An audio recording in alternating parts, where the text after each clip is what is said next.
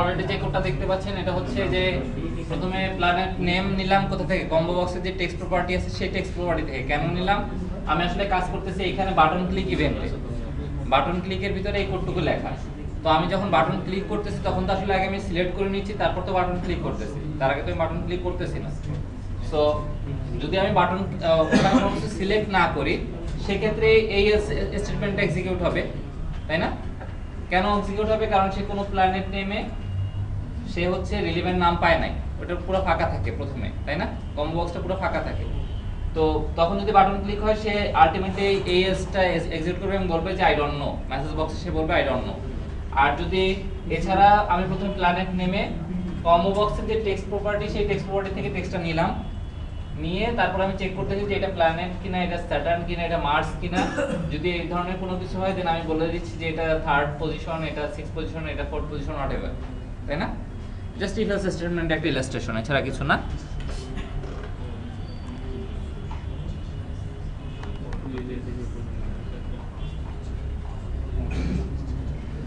Iteration statements, iteration বলতে কি বোঝায়? লুপিং, তাই না? আমাদের অনেক সময় যেটা করতে হয় যে সিমিলার কাজ করতে গেলে, সবাই একটু মনোযোগ দেন, আপাতত আমরা প্র্যাকটিসটা বন্ধ রাখি। সো আমাদের অনেক সময় এমন প্রয়োজন হয় যে আমরা সিমিলার টাইপ অফ কাজ করি অনেক সময়, তাই না? একই কাজ করতে হয়। তো একই কাজ যাতে আমাদের রিপিট না করতে হয়, আমাদের যারা ইউজার তাদের যাতে রিপিট না করতে হয়, সেক্ষেত্রে আমরা প্রোগ্রামেটিক্যালি সেটাকে একটা লুপিং এর ভিতরে ফেলে দেই, একটা ইটারেশনের ভিতরে ফেলে দেই, যে যতক্ষণ এই ঘটনাটা ঘটবে, যতক্ষণ ব্যাপারটা হচ্ছে এরকম, যতক্ষণ এই ঘটনাটা ঘটবে ততক্ষণ এটা চলতে থাকুক, অনেকটা এরকম। তো সেক্ষেত্রে আমরা যে ধরনের এখানে দেখেন C# provides several looping mechanism which enable you to execute a block of code repeatedly until a certain condition is met. That means আপনাকে একটা এক্সিকিউশন পয়েন্ট সে দেয়, সেই এক্সিকিউশন পয়েন্ট কতক্ষণ সেটা এক্সিকিউট করে, যতক্ষণ একটা কন্ডিশন না ফুলফিল হচ্ছে, যতক্ষণ একটা কন্ডিশন ট্রু না হচ্ছে ততক্ষণ সে ওইটাকে এক্সিকিউট করতেছে। In this case a statement is executed until a boolean expression returns true. আমি একটু যেটা বললাম যে একটা boolean expression true কখন পাঠাবে, যখন আপনার কন্ডিশনটা ফুলফিল হইছে, স্যাটিসফাই হইছে, তাই না? By using these looping mechanisms you can avoid typing the same line of code over and over. যে আপনি একই কোড বারবার রিপিট করতে হচ্ছে, এটা যেন না ঘটে, সেক্ষেত্রে আপনি একটা লুপিং এর মাধ্যমে এই ঘটনাটা ঘটাচ্ছেন। অনেক সময় আমাদের যেটা করতে হয় যে 1 থেকে 100 যোগফল, একদম বেসিক, একদম সিম্পলেস্ট ফর্ম যেটা 1 থেকে 100 যোগফল, সেক্ষেত্রে কি আপনি এমন করবেন যে স্ট্রিং ভ্যারিয়েবল 1 = 1, ভ্যারিয়েবল 2 = 2, ভ্যারিয়েবল 3 = 3, তারপর ভ্যারিয়েবল 1 থেকে 100 যোগ করলাম, ঠিক আছে আপনি করলেন।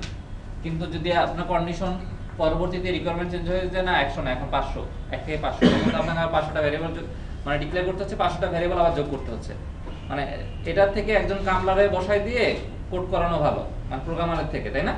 সো সেক্ষেত্রে লুপিংটা আসলে হেল্পফুল জিনিস, যে আপনি একটা কন্ডিশন বসাচ্ছেন, সেই কন্ডিশন বসাই দিয়ে কন্ডিশনের ভিতরে আপনি যোগটা করে দিচ্ছেন। এখানে কন্ডিশনালের ক্ষেত্রে যে কন্ডিশনগুলো ব্যবহার করা হয় for loop, while loop. For loop নিয়ে যদি আলোচনা করি, এ ফর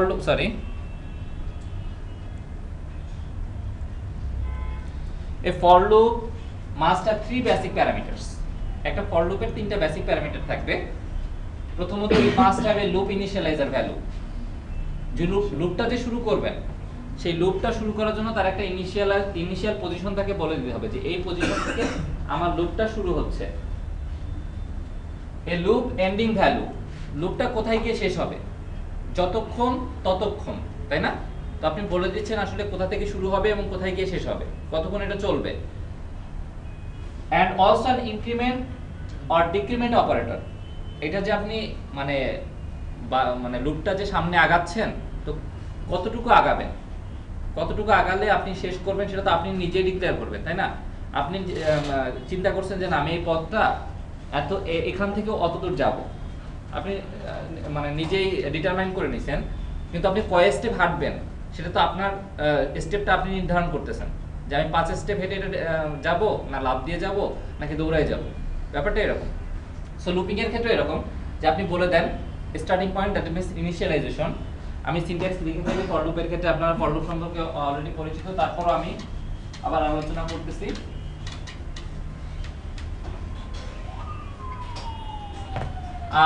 না লিখে যদি আমি এখানে বলি, এখানে দেখেন আমি জাস্ট এখানে যদি আমি এন্ডিং ভ্যালু যেটা বললাম একটু আগে 1 থেকে 100 পর্যন্ত যদি যোগ করার যে ক্যালকুলেশন, সেটা যদি আমি এখানে ধরি, আমি যদি এখানে উপরে ডিক্লেয়ার করি এন্ডিং ভ্যালু ইকুয়াল টু 100, আমি যদি বলি ending value equal to 100, so আমার এখন এন্ডিং ভ্যালু কত 100, আমি কাউন্ট কত থেকে শুরু করলাম 0 থেকে। সো সে কি করবে, এটা হচ্ছে আমার স্টার্টিং পয়েন্ট, একটা স্টার্টিং পয়েন্টে আমি কাউন্ট 0 থেকে শুরু করে 100 পর্যন্ত সে কাউন্ট করবে এবং সে এক এক করে বাড়াবে। যে কাউন্ট প্রথমে 0, তারপর 0 এর সাথে 1 যোগ করবে। কিভাবে যোগ করতে হয়, সাম equal to some plus count, এটাকে সংক্ষেপে লেখা হয়েছে সাম প্লাস ইকুয়াল টু কাউন্ট। এটা শর্ট অপারেটর, আপনারা জানেন অনেকে, যারা জানেন না তাদের উদ্দেশ্যে বলি, এটা মূলত এরকম যে আপনি যদি এমন লেখেন sum equal to sum plus count, ঠিক একই জিনিস, সাম যেহেতু দুইবার আসছে আমি সাম দুইবার লিখব না, এটাকে শর্ট টার্মে আমি লিখতেছি সাম প্লাস ইকুয়াল টু কাউন্ট। এটা অ্যাপ্লিকেবল যে কোনো অ্যাডিশনাল অপারেশন বলেন, ম্যাথমেটিক্যাল অপারেশনের ক্ষেত্রে মূলত এটা অ্যাপ্লিকেবল। যদি আপনি যোগ না করে বিয়োগ করেন সেক্ষেত্রে অপারেটর সাইনটা এখানে চলে আসবে, যদি ভাগ করেন তাহলে অপারেটর সাইনটা এখানে চলে আসবে, একই জিনিস।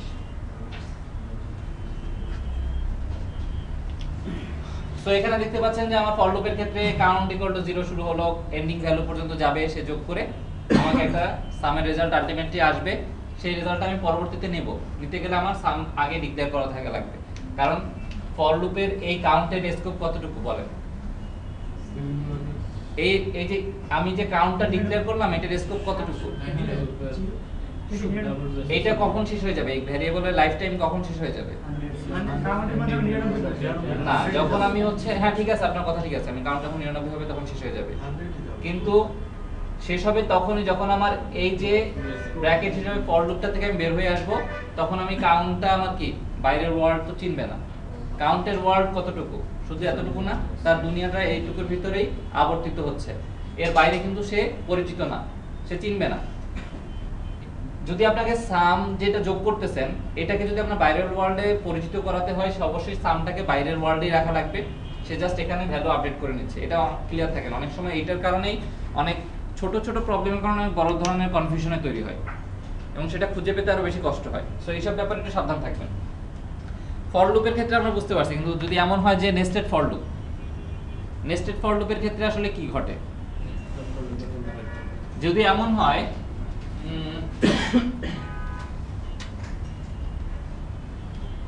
ফর আমি ধরে নিলাম count equal to 0, count is less than 5, count plus plus, আরেকটা ফর লুপের ভিতরে count 1 equal to 0, count 1 is less than 5, count plus plus, আরেকটা ফর লুপ লিখলাম ঠিক একই রকম, এটা হবে count 2 ডট ডট ডট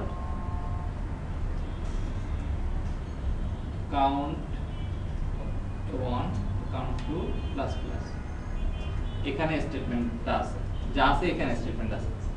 সেক্ষেত্রে মূলত কি ঘটে, লাস্টের ফর লুপটা আগে এক্সিকিউট হবে, দ্যাট মিন্স আমার প্রথমে এই ফর লুপে ঢুকবে, প্রথম থেকেই শুরু হবে। দ্যাট মিন্স আমি যদি বলি কিভাবে শুরু হচ্ছে, প্রথমে এইখানে আসলাম, আমার এক্সিকিউশন পয়েন্ট কোথায়, এখানে কাউন্টের ভ্যালু কত 0, তারপরে সে কি করবে, এখানে চলে আসবে, কন্ডিশন চেক করে দেখলো যে ট্রু, তারপরে এখানে চলে আসবে, তারপরে সে কি দেখলো কাউন্ট 1 এর ভ্যালু 0, তারপরে সে কি করবে, এখানে চলে আসবে, তারপর কাউন্ট 2 ভ্যালু কত 0, তারপরে সেটা এক্সিকিউট করবে, তারপর কি আবার এখানে চলে আসবে না, সেকেন্ড টাইম, তারপরে এখানে কি করবে, কাউন্ট 2 কে ইটারেট করতে থাকবে, তাই না? কতক্ষণ ইটারেট করবে, যতক্ষণ না আমার ভ্যালু 5 না হয় কাউন্টের ভ্যালু। সো সে আমি একটা ইটারেশন যদি কমপ্লিট করি আপনাদের সাথে, সেটা হচ্ছে যে আমি লিস্টিং করি কাউন্টের ভ্যালু কত কত থাকতেছে,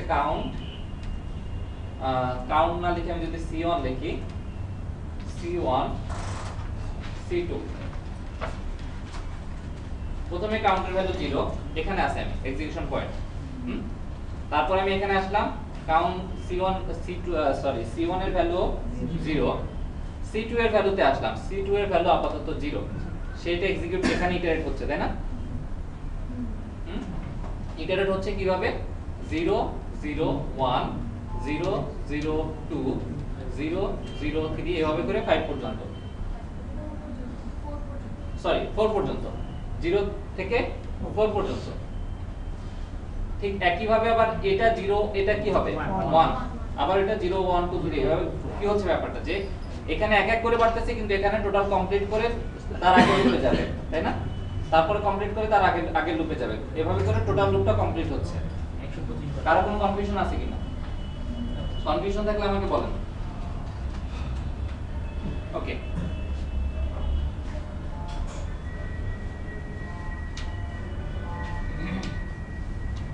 আমি যদি রিয়েল ওয়ার্ল্ডের সাথে একটা তুলনা দেই আমার আশা করি যদি কারো কোনো কনফিউশন থাকে এই সিলি ব্যাপারে কোশ্চেন করলাম না তারপর আমি যদি রিয়েল ওয়ার্ল্ডের সাথে একটা উদাহরণ দেই আমার আশা করি যে আর কারো কোনো কনফিউশন থাকবে না ফর লুপে নেস্টেড ফর লুপের ক্ষেত্রে নেস্টেড ফর লুপ নিয়ে আমরা অনেক ধরনের আমার অনেক ধরনের এক্সপেরিয়েন্স আছে অনেকের দেখা গেল যে নেস্টেড ফর লুপ কনফিউশনটা অনেক বড় বড় প্রজেক্ট অনেক ঝামেলা তৈরি করে ফেলে সো আমি যদি চিন্তা করি যে আমার একটা লুপ আছে এটা একটা লুপ সো এটা হচ্ছে ঠিক আগের মতো এটা হচ্ছে আমার পাঁচটা ইনক্রিমেন্ট পয়েন্ট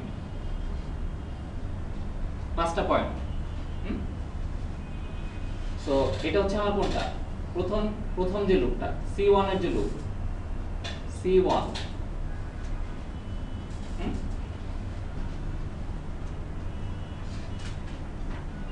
আমি C1 এর ভিতরে আরেকটা ফর লুপ বসাই দিছি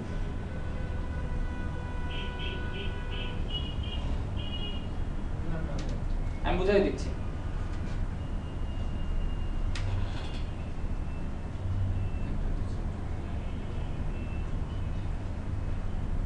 আমি যেটা করতেছি সেটা হচ্ছে একটা ফর লুপের ইলাস্ট্রেশন আনতেছি রিয়েল লাইফ ইলাস্ট্রেশন এছাড়া কিছু না বোঝানোর জন্য আমার প্রথমে একটা কি ছিল ফর লুপ ছিল ফর লুপের পাঁচটা স্টেপ ছিল যে আমার যদি এখান থেকে বিগিনিং হয় সে প্রথমে এখানে এসে শেষ করবে একটা ফর লুপের জন্য আমি ফর লুপের ভিতর আরেকটা ফর লুপ দিলাম সেক্ষেত্রে কি ওই পাঁচটা পজিশনে সে আবার ইটারেট করবে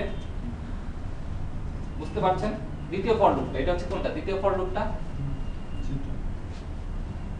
আর সেক্ষেত্রে যদি তার ভিতরে আমি তৃতীয় একটা ফর লুপ দেই সেক্ষেত্রে কি ঘটবে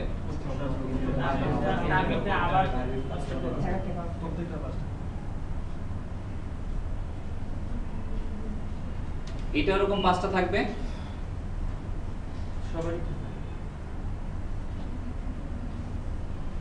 প্রতিটার পাঁচটা করে থাকবে তারও যদি আরো পাঁচটা এভাবে ফর লুপ থাকে তার প্রতিটার এভাবে পাঁচটা করে থাকবে সো এখানে কনফিউশন থাকছে না আমি এটা একটা গল্পের মাধ্যমে বলি সেটা হচ্ছে যদি আমি একটা পিঁপড়াকে এখানে হাঁটতে পাঠাই তো দেখা গেল যে এটা পিঁপড়াটা মূলত আপনার এক্সিকিউশন কোডটা এক্সিকিউট হচ্ছে তো আমি যদি পিঁপড়াটাকে হাঁটতে পাঠাই এরকম একটা ফর লুপে তার এই পর্যন্ত আসতে তার জীবন বেড়ে যাওয়ার কথা দেখেন সে প্রথমে এখানে হাঁটা শুরু করলো আমি যদি এখান থেকে শুরু করি পয়েন্ট আমার ফর লুপের এই পজিশন থেকে হাঁটা শুরু করে সে প্রথম ফর লুপে গেল তারপরে সে দ্বিতীয় ফর লুপে ঢুকলো ঢুকে তার এই রাউন্ডটা কমপ্লিট করতে হচ্ছে করে তারপরে হচ্ছে তার এইটা কমপ্লিট করতে হচ্ছে এটা কমপ্লিট করে আবার এখানে আসে তারপর আবার পরেরটা যেতে আবার একই ভাবে তাকে কমপ্লিট করতে হচ্ছে এইজন্য আসলে নেস্টেড ফর লুপকে অনেক সময় বলা হয় যে এটা যতটুকু খুব বেশি প্রয়োজন না হলে এটা না করার জন্য কারণ এটা এক্সিকিউশনকে অনেক বেশি স্লো করে দেয়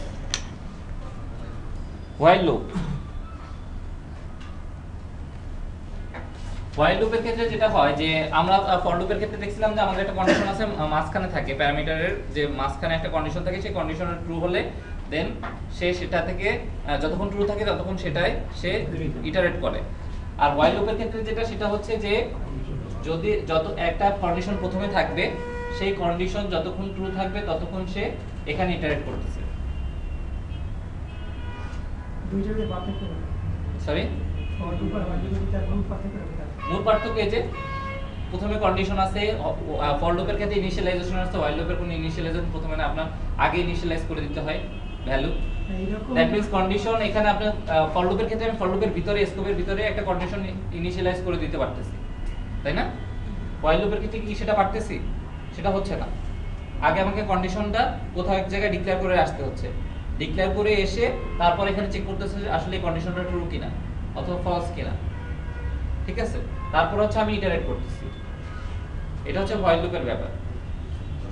অনেক সময় এই ধরনের প্রয়োজন হয় যে আপনি আগে মানে আপনার কোনো কিছু ডিক্লেয়ার করা আছে, আপনি ফর লুপের মতো ইটারেট করবেন না, আগে ইনিশিয়ালাইজ করে বা এরকম কিছু করে ইটারেট করবেন না, সেক্ষেত্রে মূলত হোয়াইল লুপ ব্যবহার করা হয় অনেক সময়। এবং হোয়াইল লুপের ভিতরে মূল হচ্ছে ইনিশিয়ালাইজেশন আগে হচ্ছে, তারপর কন্ডিশন, আর হোয়াইল লুপের ভিতরে ইনক্রিমেন্ট হয় যদি এরকম আপনার সামেশনের কোনো ইস্যু থাকে। ডু হোয়াইল লুপ, ওই লাইনটা সাম প্লাস আচ্ছা count plus plus, count plus plus মানে হচ্ছে সে কাউন্টকে এক করে ইনক্রিমেন্ট করবে।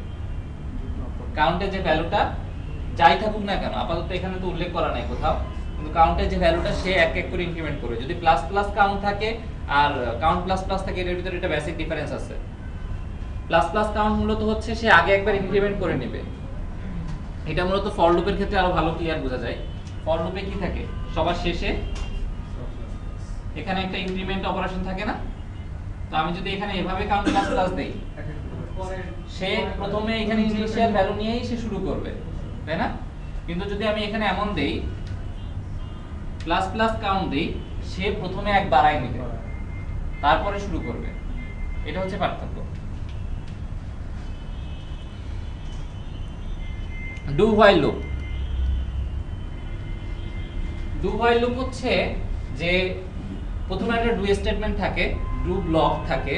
এই ব্লকের ভিতরে যে স্টেটমেন্টটা থাকে সেই স্টেটমেন্টটা প্রথমে একবার, মিনিমাম একবার সে এক্সিকিউট করবেই। সে হোয়াইল লুপের কন্ডিশন ট্রু হোক অথবা ফলস হোক, সে সেটা পরে চেক করে। মিনিমাম তার লাইফ সাইকেলে একবার সে এটাকে এক্সিকিউট করবেই। দ্যাট মিন্স প্রথমে সে এটাকে এক্সিকিউট করে নেয়, তারপরে সে হোয়াইল চেক করে, যদি হোয়াইল ট্রু থাকে তাহলে সে আবার ডু এর ভিতরে এই ডু এর ভিতরে অ্যাক্সেস করে ডু এর যে স্টেটমেন্ট আবার সে এক্সিকিউট করে। যদি এটা ফলস থাকে সে আর ডু তে ঢুকবে না, কিন্তু মিনিমাম একবার সে এটাকে এক্সিকিউট করবেই। কিওয়ার্ডস কন্টিনিউ অর ব্রেক, এই দুইটা স্টেটমেন্ট মূলত ব্যবহার করা হয় লুপিং এর ক্ষেত্রে, কন্টিনিউ এবং ব্রেক। আপনার যদি কোনো সময় কোনো আমি যদি কন্টিনিউর কথা বলি, কন্টিনিউ মূলত আসলে একটা বাইপাস, লুপিং এর ক্ষেত্রে আসলে একটা বাইপাস। বাইপাসটা কিরকম, আমি যদি এই উদাহরণের সাথে বলি, এই উদাহরণের সাথে বলি আমি পিঁপড়াটাকে একটু হেল্প করতে চাই, আসলে তাকে একটা বাইপাস দিয়ে দিতে চাই, যে সে ইটারেট করতেছে এখান থেকে এখানে আসলো, আমি ঠিক এই পজিশনে সাপোজ আমি এখানে একটা কন্টিনিউ স্টেটমেন্ট রেখে দিছি, কন্টিনিউ স্টেটমেন্ট রেখে দিছি। সো যখন সে হাঁটতে হাঁটতে এই পজিশনে আসবে, কন্টিনিউ স্টেটমেন্ট তাকে যেটা করে সেটা হচ্ছে ঠিক ওই লুপের পরবর্তী যে এক্সিকিউশন, দ্যাট মিন্স এর পরে যে পয়েন্টগুলো আছে এক্সিকিউটিং পয়েন্ট, সে সেগুলো এক্সিকিউট করে না। সে ওই লুপ আবার প্রথম থেকে শুরু করে, এক ইনক্রিমেন্ট যাই করে না কেন ওই ইনক্রিমেন্টটা আসলে ফর লুপের ভিতরে ব্র্যাকেটের ভিতরে থাকতেছে, তাই না? সো এখানে ইনক্রিমেন্ট থাকতেছে, কাউন্ট প্লাস প্লাস বলেন মাইনাস মাইনাস বলেন। তো এটা হচ্ছে আমি ধরে নিই যে এটা হচ্ছে সেই ফর লুপ, এখানে কন্টিনিউ আছে, এখানে কিছু লাইন আছে স্টেটমেন্ট, এখানে কিছু লাইন আছে স্টেটমেন্ট। কন্টিনিউ টু হইছে ভ্যালুটা ইনক্রিমেন্ট করে, তারপরে কি কন্টিনিউ পাইলে সে ওইখানে বের হয়ে যায়? এখানে হচ্ছে সে প্রথমে কাউন্ট প্লাস প্লাস করলো, ধরেন কাউন্টের ভ্যালু প্রথমে কি ছিল 0 ছিল, এখন অন হইছে, অন হওয়ার পরে এক্সিকিউশন পয়েন্টটা ঠিক এখানে আসলো, কন্টিনিউ পাইলো, সে চলে যাবে আবার এই ফর লুপে, এখানে চলে যাবে। যে হচ্ছে কাউন্টের ভ্যালু কত ছিল 1, এখন কাউন্টের ভ্যালু 2 হয়ে আবার সে এক্সিকিউট করবে। তাহলে ওইটা না দিলে তো এই ঘটনাই ঘটতেছে। কোনটা না দিলে কন্টিনিউ না, কন্টিনিউ না দিলে এরপরে এই যে পরবর্তী যে স্টেটমেন্টগুলো আছে এগুলো এক্সিকিউট হচ্ছে মানে স্টেটমেন্টের মাঝখানে। আমি যদি স্টেটমেন্টের কোথাও মাঝখানে যদি কন্টিনিউ দিয়ে রাখি, সে সেটাকে বাইপাস হিসেবে ব্যবহার করে এবং সে ওই লুপ আবার ওই লাস্টের কমান্ডগুলো তো এক্সিকিউট হচ্ছে না কখনো। না, এখানে হচ্ছে না, মানে আমি জাস্ট এটা ইলাস্ট্রেশনে হতে বলতেছি। কিন্তু এমন হতে পারে যে আপনার প্রয়োজন হতে পারে যে এমন একটা কন্ডিশন দিলেন, এখানে ইফ দিলেন, ইফ দিয়ে দেখলেন যদি ইফ এই ঘটনাটা ঘটে দেন কন্টিনিউ করুক, এলস এই লাস্ট স্টেটমেন্ট গুলো কন্টিনিউ করুক।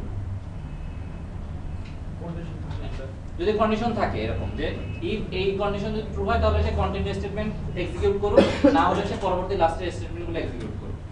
তাহলে ইফ যদি স্যাটিসফাই করে সে আবার কি করবে, বাইপাস করে এখানে চলে এসে কাউন্টের ইনক্রিমেন্টটা বাড়ায় নেবে। আর ব্রেকের ক্ষেত্রে কি হয়, ব্রেক হচ্ছে মূলত এই লুপে আসে থাকবে না, এই লুপটা সে লুপ থেকে বের হয়ে যাবে। দ্যাট মিন্স আমার যদি এখানে আমি কন্টিনিউ না দিয়ে যদি এখানে ব্রেক দেই, তাহলে আমার এই যে লুপটা আমি যে ঘুরতেছি এখানে আমি থাকবো না, কিন্তু আমার এর ঠিক আগের যে লুপটা আমি সেখানে চলে যাব। আমি যদি কোনো একটা লুপে থাকি, সেই লুপে আমি আর থাকবো না, লুপ থেকে বের হয়ে আসবো, তার আগের যে লুপে আমি ছিলাম সেই লুপে চলে আসবো, বা আগের যে স্টেটমেন্ট ছিলাম সেই স্টেটমেন্টে চলে আসবো। ওকে,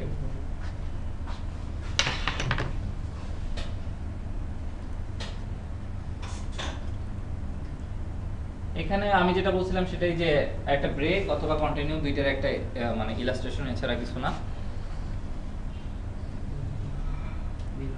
আপনারা এখন এটা করে ফেলবেন, সেটা হচ্ছে আপনার এইখানে যেটা নেবেন সেটা একটা লিস্ট বক্স, এইখানে যে কন্ট্রোলটা থাকবে সেটা একটা লিস্ট বক্স।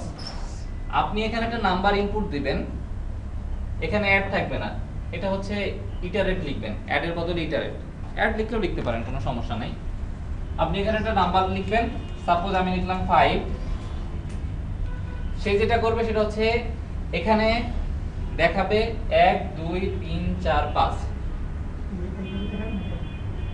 এখানে দেখাবে লাইন, মানে line by line list box এভাবে দেখাবে। আইটেম অ্যাড করবেন লিস্ট বক্সে, বুঝতে পারছেন?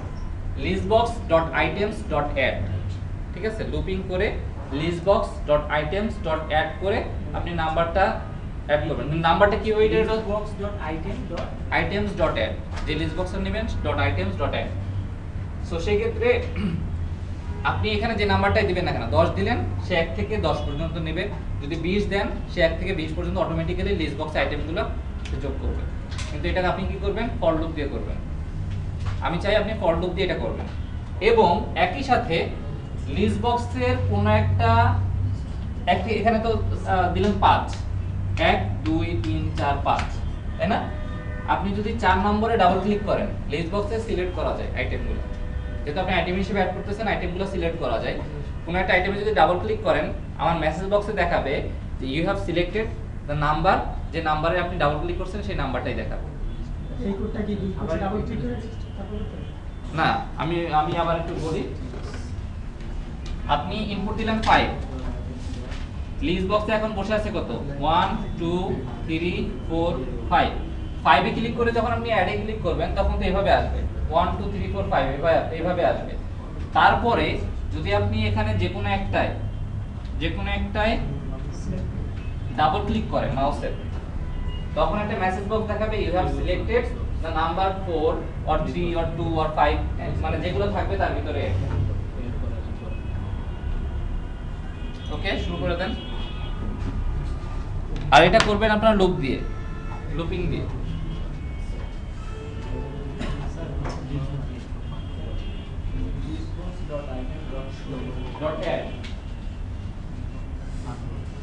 আপনার কমন সেন্স কাজে লাগান, দেখবেন যে সি শার্পে অনেক বেশি ফ্যামিলিয়ারাইজ হতে পারতেছেন। আর যেগুলো আপনার পরিচিত না, আপনারা নেটে যাবেন, গুগলে সার্চ দিবেন। গুগলে সার্চ দিলে মূলত আপনি এখন যে পথ দিয়ে হাঁটতেছেন এই পথ দিয়ে লাখ লাখ কোটি কোটি মানুষ হেঁটে অলরেডি চলে গেছে। সো তারা তাদের পদচাপ রেখে গেছে গুগলে। সো যখন আপনার কোনো একটা প্রবলেম হবে গুগলে সার্চ দিবেন, প্রবলেম সলভ পেয়ে যাবেন।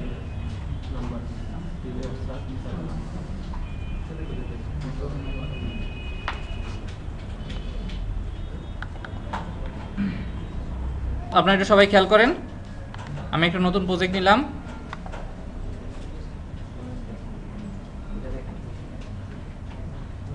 আপনারা এখনো, আমি যেটা খেয়াল করছি সেটা হচ্ছে আপনারা ম্যাক্সিমাম যেটা হয়েছে যে নেমিং কনভেনশনের ব্যাপারে অতটা কেয়ারফুল না, এটা কোনোভাবেই অ্যাকসেপ্টেড না। আপনারা নেমিং কনভেনশন অবশ্যই ফলো করবেন। আর কন্ট্রোলের ক্ষেত্রে অনেকে প্যাসকেল কেস দিচ্ছেন, অনেকে ক্যামেল কেস দিচ্ছেন। কন্ট্রোলের ক্ষেত্রে অবশ্যই ক্যামেল কেস। ফর্মের নাম অনেকে চেঞ্জ করতেছেন না, ফর্মের নাম চেঞ্জ করবেন। সো আমি শুরু করি। আমাদের প্রবলেম যেটা সেটা হচ্ছে এরকম যে আমরা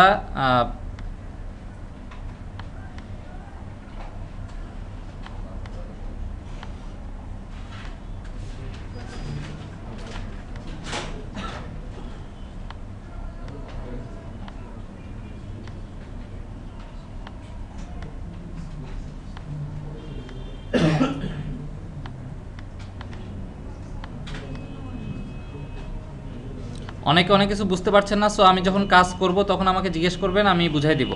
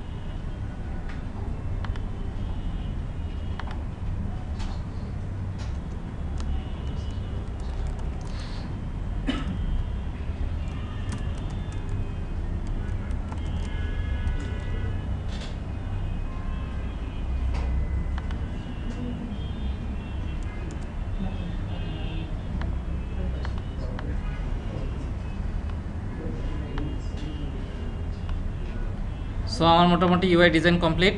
তো আমি এখন যেটা করতে যাচ্ছি সেটা হচ্ছে, আমি প্রথমে আমার যে টেক্সট বক্স আছে সেই টেক্সট বক্সে একটা নাম্বার দিব। যখন আমি অ্যাড বাটনে ক্লিক করব, আমার যে লিস্ট বক্স আছে সেই লিস্ট বক্সে সেই নাম্বার 0 থেকে শুরু করে চলে আসবে। তো লিস্ট বক্সের কিছু বেসিক মেকানিজম আছে, সেটা হচ্ছে যে লিস্ট বক্সে যে আইটেমগুলো যেগুলো থাকে সেগুলো মূলত আইটেম আকারে থাকে। আইটেম হচ্ছে তার নিজস্ব, লিস্ট বক্স আইটেম নামে তার নিজস্ব একটা ক্লাস আছে, সেই ক্লাসের আইটেম হিসেবেই সে আইটেম আকারে রাখে এখানে। তো আমরা যেহেতু ক্লাস অবজেক্ট নিয়ে এখন আলোচনা করি না, আপনারা এটা জেনে রাখেন যে লিস্ট বক্স তার ভিতরে যে জিনিসগুলো রাখে সেগুলো আইটেম হিসেবেই রাখে। কম্বো বক্সের ক্ষেত্রে ব্যাপারটা ঠিক একই রকম। আপনারা যখন কম্বো বক্সে এডিট আইটেমসে ক্লিক করছিলেন, তো এডিট আইটেমে যখন আইটেমগুলো দিয়েছেন সেগুলো কিন্তু আইটেম হিসেবেই ছিল। সো আপনারা আইটেম হিসেবে দিয়ে দিতে পারতেছেন বলে মনে হচ্ছে যে এখানেও আইটেম হিসেবে দিয়ে দিতে পারেন edit items. So combo box এবং লিস্ট বক্সের সিমিলারিটি হচ্ছে সে আইটেম হিসেবে নেয়, তারা যে কোনো ভ্যালু আইটেম হিসেবে নেয়। ইভেন লিস্ট ভিউ আরও অনেক কিছু দেখবেন যে আইটেম হিসেবেই নেয়। তো আপনারা যদি এটা হচ্ছে কোনো কিছু এক্সপ্লোর করতে গেলে কোডে এক্সপ্লোর করবেন যে আসলে এটা কীভাবে কী কাজ করে। যেমন লিস্ট বক্সের ক্ষেত্রে আমি যদি লিস্ট বক্স এটা দরকার নাই, আমি আমার কনটেক্সটে থাকি, কনটেক্সটে আলোচনা করতে করতে চলে আসবে। সো আমার এখন প্রথম আলোচনা হচ্ছে আমি নাম্বার দিব, অ্যাড বাটনে ক্লিক করব। তো আমার অ্যাড বাটন ক্লিক ইভেন্টে চলে যাই।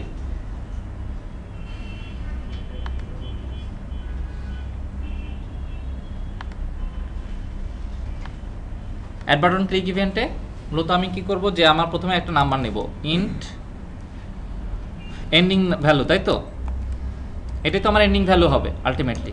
So ending value equal to, আমি প্রথমে কনভার্ট করে নিচ্ছি, convert to int,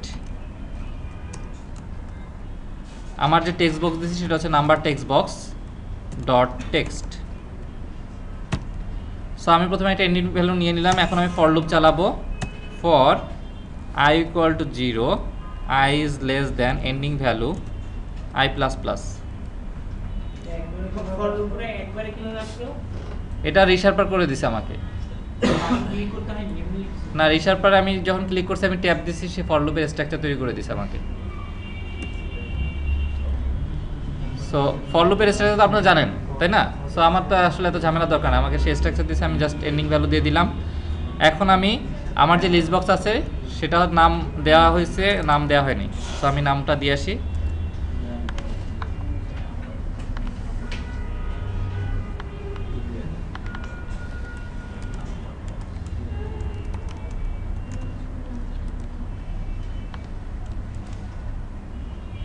so number text box না, লিস্ট বক্স ডট আইটেমস, যেহেতু সে আইটেম হিসেবে রাখে, তো আইটেমস মূলত হচ্ছে একটা আইটেমের লিস্ট, ঠিক আছে?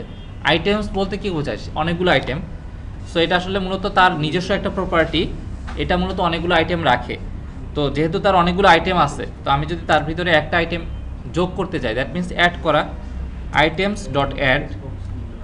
এখন এটা যেহেতু একটা মেথড, সে কিনে একটা অবজেক্ট টাইপের ভ্যালু নেয়। অবজেক্ট টাইপ নিয়ে আপনাদের তেমন কথা বলা হয় না। অবজেক্ট হচ্ছে এমন একটা টাইপ যে কোনো ধরনের টাইপই এটাতে অ্যাপ্লিকেবল। অবজেক্ট হচ্ছে যে কোনো টাইপ, অর্থাৎ সব টাইপের মূল যে আপনার কি বলা হয় যে মূলে যে আছে সেটা হচ্ছে আসলে অবজেক্ট টাইপ। যেমন স্ট্রিংও একটা অবজেক্ট টাইপ, ইন্টিজার একটা অবজেক্ট টাইপ, ফ্লোট একটা অবজেক্ট টাইপ। যেহেতু সে অবজেক্ট টাইপের একটা ভ্যালু নেয়, সেহেতু সে যে কোনো টাইপের ভ্যালুই সে নিতে পারে। তো এখানে আপনারা দেখতে পাচ্ছেন যে মূলত সে অবজেক্ট টাইপের একটা ভ্যালু নেয় এবং সে পাঠায় কি একটা ইন্টিজার ভ্যালু। ইন্টিজার ভ্যালু পাঠায়, এটা মূলত হতে পারে যে সে কয়টা আইটেম অ্যাড করছে তার রেসপন্স পাঠায়, এটাই। সো আমি প্রথমে অ্যাড করতেছি আই, কিন্তু আই তো অ্যাড করলে আসলে 0 থেকে এসে কাউন্ট শুরু করবে। আমি সেক্ষেত্রে i+1 দিলাম। আমি একবার রান করে দেখি আমার ঠিক আছে কিনা অ্যাপ্লিকেশন। আমি 7 লিখলাম, আমার আসার কথা 1 থেকে 7 পর্যন্ত। সো 1 থেকে 7 পর্যন্ত আসছে। আমি আবার কি করলাম, অ্যাডে ক্লিক করলাম। কি হচ্ছে, অ্যাডে ক্লিক করলাম,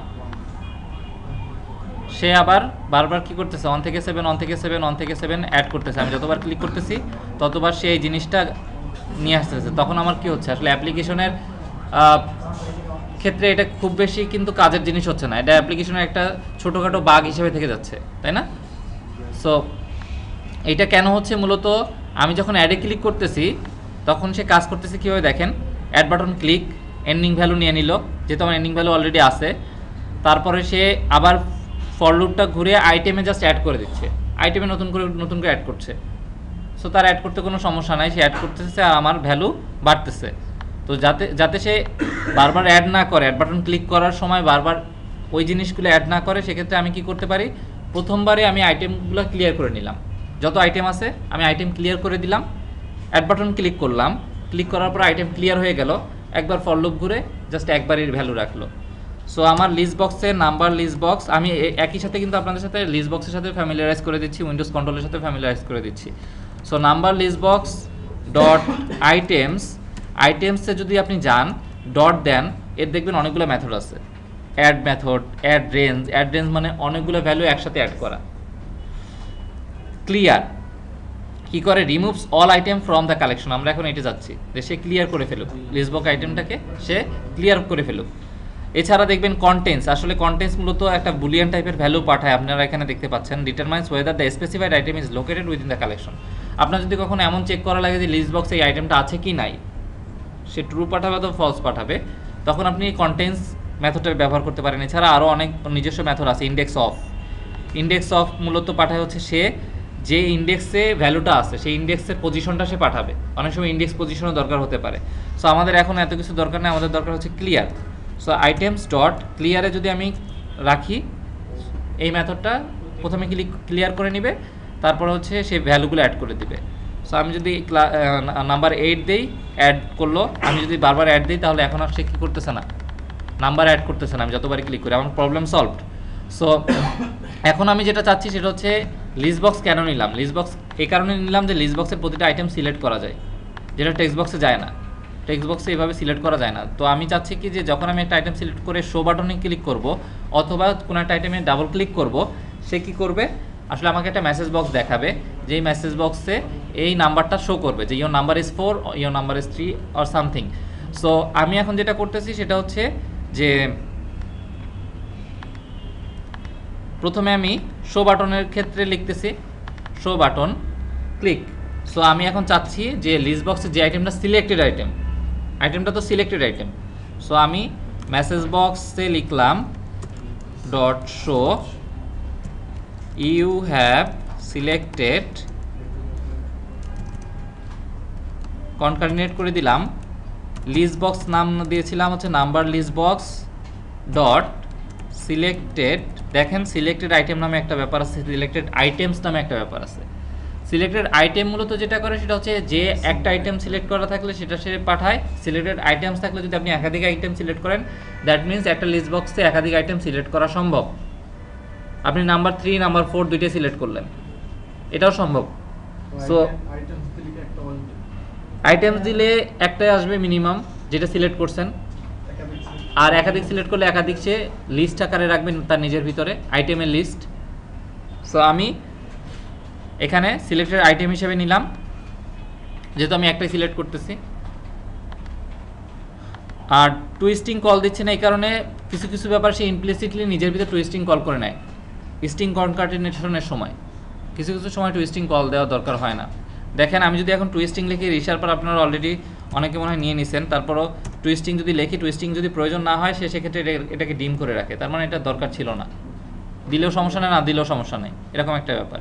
সো আমি না দিলেও কোনো সমস্যা নেই, যেহেতু আমি দিচ্ছি না। এই যে ডিমের যে ব্যাপারগুলো, এটা আসলে মূলত আসছে রিশার্পারের কাছ থেকে। রিশার্পার আপনাকে বলে দিচ্ছে এগুলো ইউজেস, এগুলো ইউজ হচ্ছে না। ওকে, সো আমি এখন যখন শো বাটনে ক্লিক হচ্ছে আমি এটা কাজ করতে পারতেছি। আপনাদের আর একটা প্রবলেম, আমি যেটা আপনাদের দিছিলাম সেটা হচ্ছে ডাবল ক্লিকের ক্ষেত্রে আমাকে দেখাবে। সো আমি এটা রাইট ক্লিক করলাম, প্রপার্টিজে গেলাম, এখানে যে ইভেন্ট আছে ইভেন্টে গেলাম, এখানে আছে দেখেন, আমি যদি খুঁজে দেখি মাউস ডাবল ক্লিক, তাই না? মাউস ডাবল ক্লিক ইভেন্টে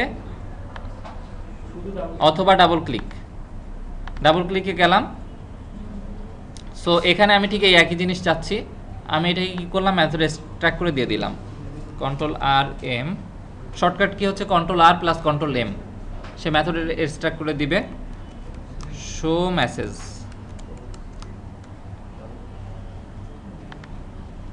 সো আমার এখানে শো মেসেজ নামে একটা মেথড তৈরি হয়ে গেছে, আমি এখানে মেসেজটা লিখলাম শো মেসেজ, সে একই কাজই করবে দুইটার ক্ষেত্রে। যেহেতু আমি রিপিট করবো না সেহেতু আমি একটা মেথডে সেটা দিয়ে দিলাম এবং ওই মেথডটা সবাই শেয়ার করতেছে।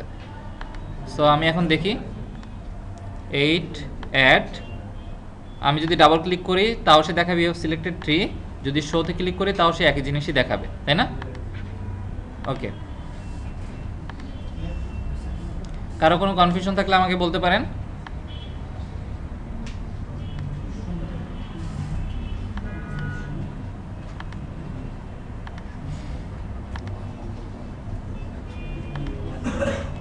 আমি এখন আপনাদের একটা প্রবলেম, সো অ্যাপ্লিকেশনের সাথে আপনাদের যেটা করতে হবে, দেখতে পাচ্ছেন একজন আর্টিকেল রাইটার, সে তিনি হচ্ছেন আমাদের এই অ্যাপ্লিকেশনটা, তিনি অ্যাপ্লিকেশন ডিল করেন, মানে অ্যাপ্লিকেশনে চাচ্ছেন এরকম যে এই অ্যাপ্লিকেশনটায় সে এখানে আসলে একটা রিচ টেক্সট বক্স কন্ট্রোল আছে।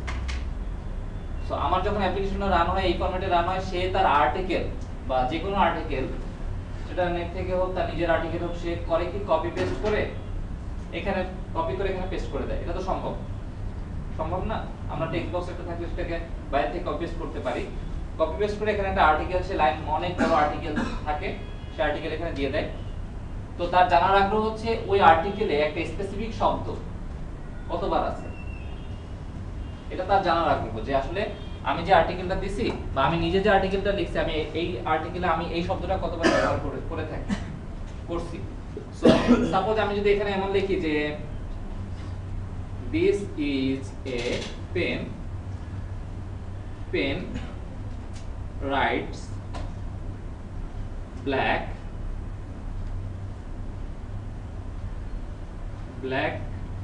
pen writes well।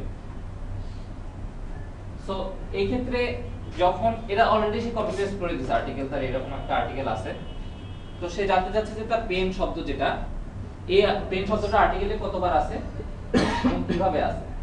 সো প্যাটার্নটা কি রকম, প্যাটার্নও সে জানতে চায় কতবার আছে এবং প্যাটার্নটা কি রকম। প্যাটার্ন কি রকম আমি বলতেছি, এখানে সে লিখলো পেন, সার্চ বাটনে ক্লিক করলো, এই আর্টিকেলের ভিতরে যত জায়গায় পেন আছে সিলেক্ট হয়ে যাবে, ঠিক আছে, হাইলাইট হয়ে যাবে। সো যত জায়গায় পেন আছে তত জায়গায় পেনটা হাইলাইট থাকবে এবং পেনের নাম্বার এখানে 3টে অকারেন্স হয়েছে, সে এটা দেখাবে 3বার অকারেন্স হয়েছে। সো এখান থেকে কি সে প্যাটার্ন বুঝতে পারবে না, হাইলাইট হওয়া থেকে কি সে প্যাটার্ন বুঝতে পারবে না, তার পেন কত জায়গায় কিভাবে প্যাটার্ন আছে, কতটুকু কাছাকাছি আছে, কতটুকু দূরে আছে। সো এটা হচ্ছে তার মানে ক্রাইটেরিয়া হচ্ছে এরকম। এখানে আপনাদের যে হিন্টগুলো সেটা হচ্ছে আপনারা সিম্পলতে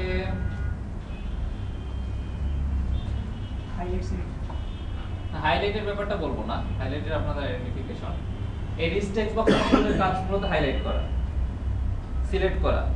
এটা হচ্ছে মূলত লিস্ট টেক্সট বক্সের নিজের কাজ হচ্ছে হাইলাইট করা, সিলেক্ট করা, কারণ এটা তার ওনারশিপে আছে। এই তার ভিতরে যে টেক্সটটা এটা তার ওনারশিপে আছে। আর হচ্ছে রিচ টেক্সট বক্স, হ্যাঁ, আর মাল্টি লাইন টেক্সট বক্সের মধ্যে পার্থক্য। রিচ টেক্সট বক্স এবং মাল্টি লাইন টেক্সট বক্সের ভিতরে মূলত পার্থক্য দুইটাই আলাদা control. Text box can be multi line, rich text box can be multi line, simple text box can be multi line.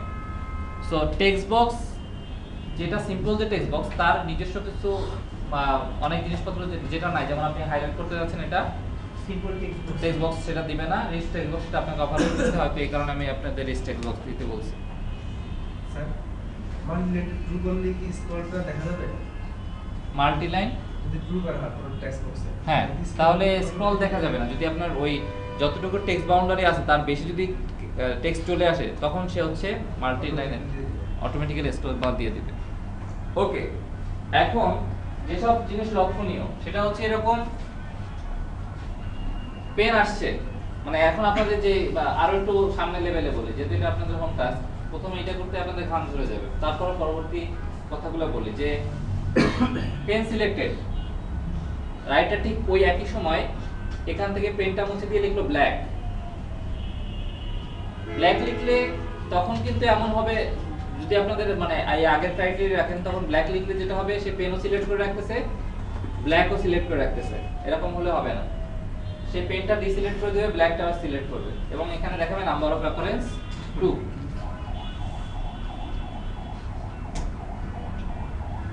So এটা আপনারা টোটালি একটা স্ট্রিং অপারেশন, এর স্ট্রিং ছাড়া তেমন কোনো অপারেশন এখানে নাই। আপনারা দেখেন কিভাবে এটা সলভ করবেন।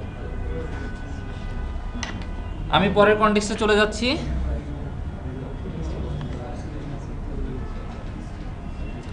সো বেটার আপনারা এটা নোট নিয়ে নেন, কি কি করা লাগবে কি কি করা লাগবে না, না হলে আপনারা ভুলে যাবেন।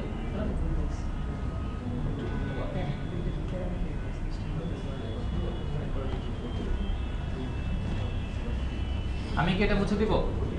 সবাই নিয়ে নিয়েছেন? মুছে দিব? ওকে।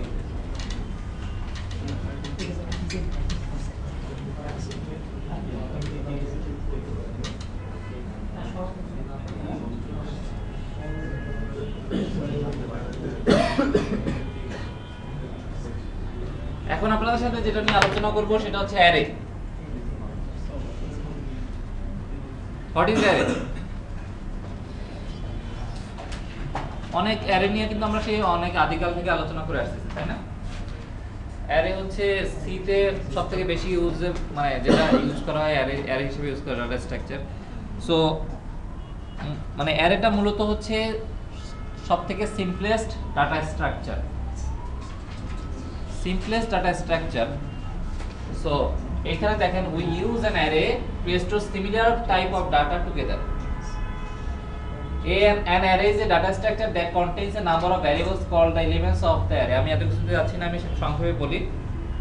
সেটা হচ্ছে যে আমরা এতদিন যে ভেরিয়েবলগুলো ডিক্লেয়ার করে আসছি, সেই ভেরিয়েবলগুলো নিয়ে আমরা কাজ করে থাকি, যেমন স্ট্রিং আর নাম্বার আর এই আপনারা যেসব ভেরিয়েবল নিয়ে অলরেডি কাজ করছেন, in first number, in second number, এগুলো মূলত যেটা করে সেটা হচ্ছে সে একটা করে নাম্বার নিচ্ছে, তাই না? তার কাছে একটা করে নাম্বার নিচ্ছে। এখন আমি যদি চাই যে ফার্স্ট নাম্বার যেটা সে আসলে মাল্টিপল ভ্যালু নেবে এবং সেটা ইন্টিজার টাইপের হবে, ফার্স্ট নাম্বার যে ভ্যারিয়েবল সেই ভ্যারিয়েবলটাই তার ভিতরে মাল্টিপল ভ্যালু থাকবে এবং ইন্টিজার টাইপের ভ্যালু থাকবে।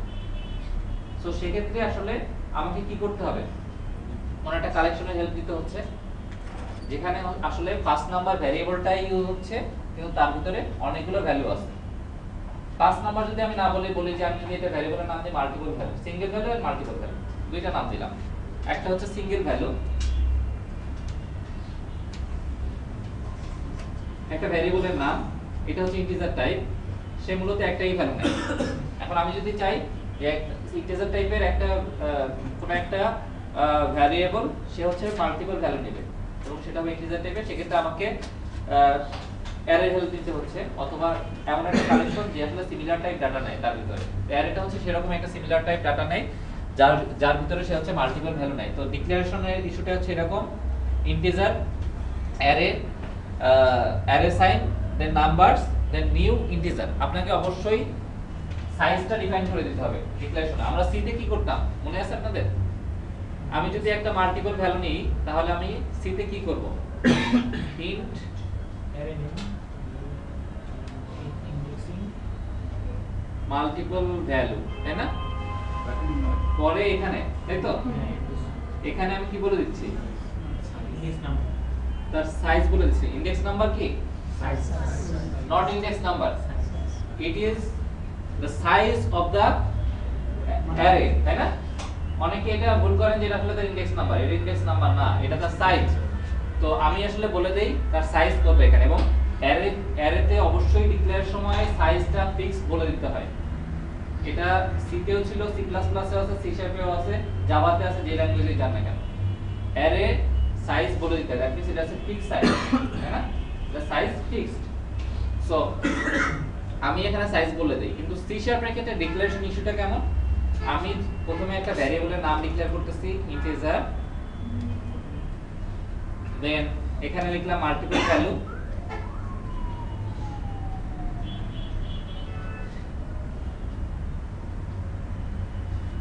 ইকুয়াল টু, আমাকে তখন একটা কিওয়ার্ডের হেল্প নিতে হয় এটাকে ইনিশিয়ালাইজ করতে, এটাকে সাইজ বলে দিতে। সেটা হচ্ছে সরি নিউ, আমি ঠিক সাইজটা এখানে বলে দিই। আমি নিউ দিয়ে মূলত আসলে ইনিশিয়ালাইজ করা হচ্ছে, এই যেটা অ্যারে ডিক্লেয়ার করছি সেটাকে আমি ইনিশিয়ালাইজ করতেছি, এবং কোন একটা অ্যারেকে ইনিশিয়ালাইজ করার সময় তার সাইজটা বলে দিতে হবে। এটা হচ্ছে কন্ডিশন। আপনি চাইলে তাকে পরে ইনিশিয়ালাইজ করতে পারেন, এখানে সেমিকোলন দিলেন, পরে multiple value equal to new int লিখতে পারেন, কোনো সমস্যা নেই। কিন্তু যখনই আপনাকে এটাকে নিয়ে কাজ করতে হবে তাকে অবশ্যই সাইজ বলে দিতে হবে। ইনিশিয়ালাইজেশন না করে তাকে নিয়ে কাজ করা যায় না। ভ্যারিয়েবল প্রিমিটিভ টাইপের ইন্টিজার, ফ্লোট, ডাবল এগুলো ইনিশিয়ালাইজেশনের দরকার হয় না, কিন্তু ইউজার ডিফাইন টাইপে সেগুলোর ইনিশিয়ালাইজেশনে অবশ্যই দরকার হয়। সেক্ষেত্রে নিউ কিওয়ার্ডটা ব্যবহার করা হয়, আপনি এটা জেনে রাখেন আর কি। সো প্রিমিটিভ টাইপে কখনোই দরকার হয় না যে আপনি ইন্টিজারের ক্ষেত্রে যখন সিঙ্গেল ভ্যালু দিচ্ছেন তখন ইকুয়াল টু নিউ করতেছেন, এটা দরকার নাই। কিন্তু যখন ইউজার ডিফাইন টাইপে আসবেন তখন নিউ করে তাকে ইনিশিয়ালাইজ করে নিতে হয়, দেন তারপর তাকে ব্যবহার করতে হয়, তার ভিতরে ভ্যালু দিতে পারবেন বা ম্যানিপুলেশন করতে পারবেন। এবং অ্যারের ক্ষেত্রে ঠিক একই রকম নিয়ম, যে যখন আপনি তাকে নিয়ে কাজ করবেন তার ভিতরে ভ্যালু দিবেন, তাকে অবশ্যই ইনিশিয়ালাইজ করে নিতে হবে। ইনিশিয়ালাইজ করতে হয় নিউ দিয়ে। ওকে, সো আমরা এখানে দেখতে পাচ্ছি উদাহরণে যে প্রথমে আমরা একটা অ্যারে ডিক্লেয়ার করছি ইন্টিজার টাইপের, যে হচ্ছে অনেকগুলো নাম্বার নেয় এবং তার সাইজ হচ্ছে কত? 5। প্রতিটা অ্যারে হচ্ছে zero based index. Zero based index বলতে যেটা বোঝায় তার হচ্ছে ইনডেক্স শুরু হয় 0 দিয়ে, ঠিক আছে? সো তার শেষ ইনডেক্সটা কত হবে এক্ষেত্রে? 4। তাহলে 5 কিন্তু তার ইনডেক্স না, 5 হচ্ছে তার কি? সাইজ, তাই না? অ্যারে সাইজ 5, তার 0 দিয়ে যেহেতু শুরু হয় তার শেষ ইনডেক্সটা হবে 4। ওকে, সো আপনারা এখানে দেখতে পাচ্ছেন যে যখন আমি একটা অ্যারে ডিক্লেয়ার করছি তার কোনো একটা ইনডেক্স পজিশন, ইনডেক্স বলতে কি তার লোকেশন, তাই না? যে অ্যারেটার কোন লোকেশনে আমি কোন ভ্যালুটা দিচ্ছি। আসলে এটা অনেকটা ড্রয়ারের মতো, আপনারা জানেন যে মাল্টিপল ভ্যালু আসলে একটা অনেকটা ড্রয়ারের। সো তার প্রতিটা ড্রয়ারে একটা করে লেভেল আছে।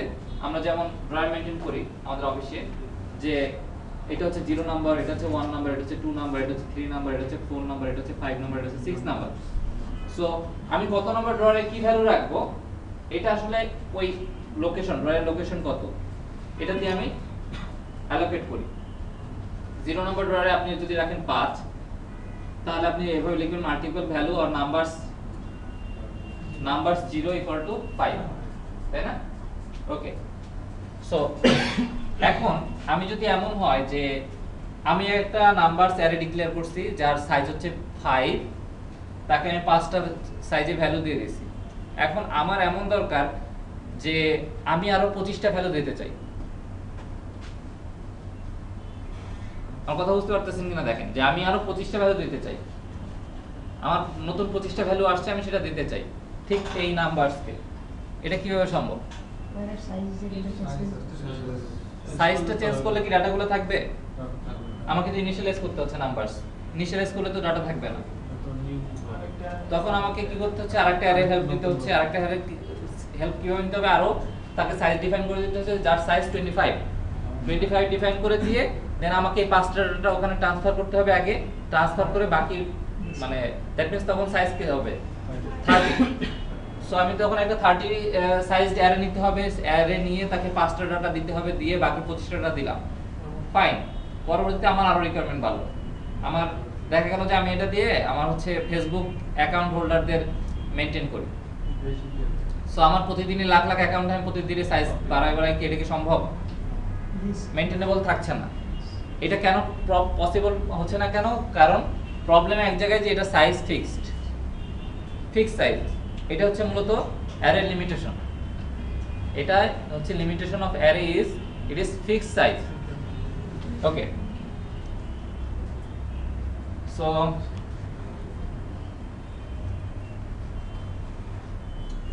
এমন যদি হয় যে আপনার অ্যারে সাইজ হচ্ছে 4, আপনি 5 নম্বর ইনডেক্সে কোনো ভ্যালু দিতে যাচ্ছেন।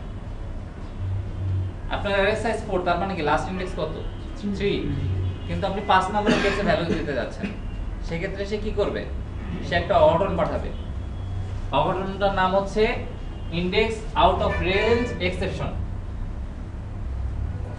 আপনাকে তখন সে, যদি আপনি কোড লেভেলে থাকেন তাহলে কোডে এসে নক করবে, যদি ইউজারের কাছে থাকে আপনার অ্যাপ্লিকেশন সেক্ষেত্রে এটা ক্র্যাশ করবে, তাই না? ক্র্যাশ করবে মানে অ্যাপ্লিকেশন বন্ধ হয়ে যাবে। সো মানে যদি এমন কোনো কোড আপনার কোডের ভিতর থাকে যে কোডটা হচ্ছে অ্যারের সাইজের বেশি, কোনো একটা পয়েন্টে এসে এক্সিকিউশন পয়েন্টে এসে সেটা যদি এক্সিকিউট না করতে পারে, অঘটনটা আপনি যদি হ্যান্ডেল না করেন, সেক্ষেত্রে আসলে ইউজার লেভেলে তো সেটা থাকছে না। এমন না যে আপনার ডেভেলপার কোড সেখানে বসে আছে, ইউজারকে জানাবে যে এই কোডের এই লাইনে ঝামেলা হয়েছে, সম্ভব না।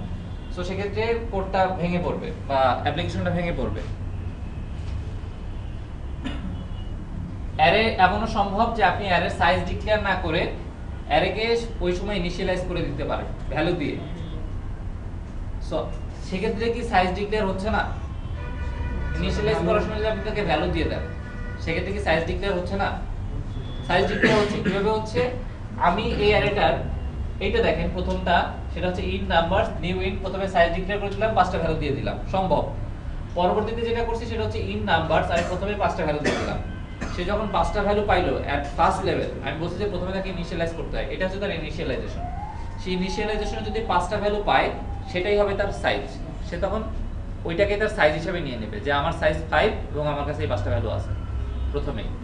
তো যখন আমি একটা অ্যারে জন্ম নিচ্ছে, তখন যদি তাকে যদি যে কয়টা ভ্যালু দেই, সে কয়টা হবে তার সাইজ, এবং সে জিরো বেসড ইনডেক্স, তার মানে এটা হবে 0 1 2 3 4। ওকে,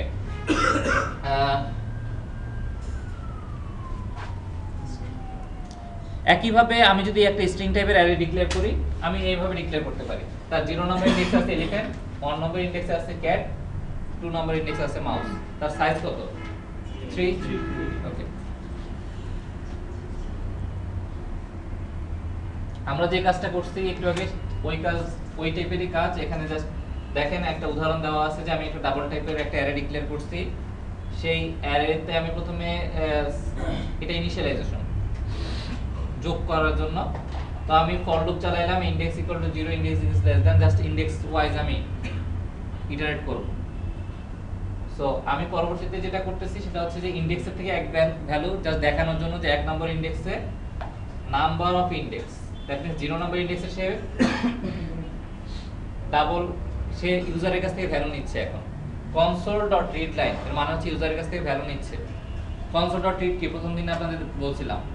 সো এখানে হচ্ছে সে ইউজারের কাছ থেকে ভ্যালু নিয়ে সেটাকে ডাবলে কনভার্ট করে ওই অ্যারেতে ইনডেক্স ওয়াইজ রেখে দিচ্ছে আগে, অ্যারেটাকে পপুলেট করা হচ্ছে এখানে। তারপরে সে ওই ইনডেক্সের ভ্যালুটা এই সামের সাথে যোগ করে দিচ্ছে। আলটিমেটলি সামের যে আপডেটেড ভ্যালু সেটা আমি দেখাই দিচ্ছি, the sum of 5 number is plus sum। এটাই জাস্ট অ্যারে ইটারেট কিভাবে করবেন, কিভাবে লুপিং হচ্ছে সেটা দেখার জন্য এটা। ওকে, কোনটা? Numbers dot length. নাম্বারসটা হচ্ছে অ্যারের নাম, আর ডট যে কোনো অ্যারের ক্ষেত্রে সি শার্পের নিজস্ব যেই প্রপার্টি সেটা হচ্ছে লেন্থ। আপনি যদি অ্যারের ক্ষেত্রে তার লেন্থটা কাউন্ট করতে চান, তার সাইজ কতটুকু সেটা যদি কাউন্ট করতে চান, আপনি ডট দিলে লেন্থ প্রপার্টিটা পাবেন। এটাই মূলত তার সাইজটা রিটার্ন করে, কোনো একটা অ্যারের সাইজ রিটার্ন করে।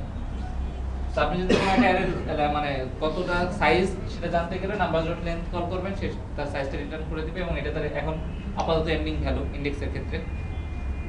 আর কনসোল ডট রিড লাইনটা কনসোল ডট রিড লাইন মূলত হচ্ছে সে ইউজার কাছ থেকে ইনপুট নিচ্ছে, লাইন বাই লাইন ইনপুট নিচ্ছে, এছাড়া কিছু না।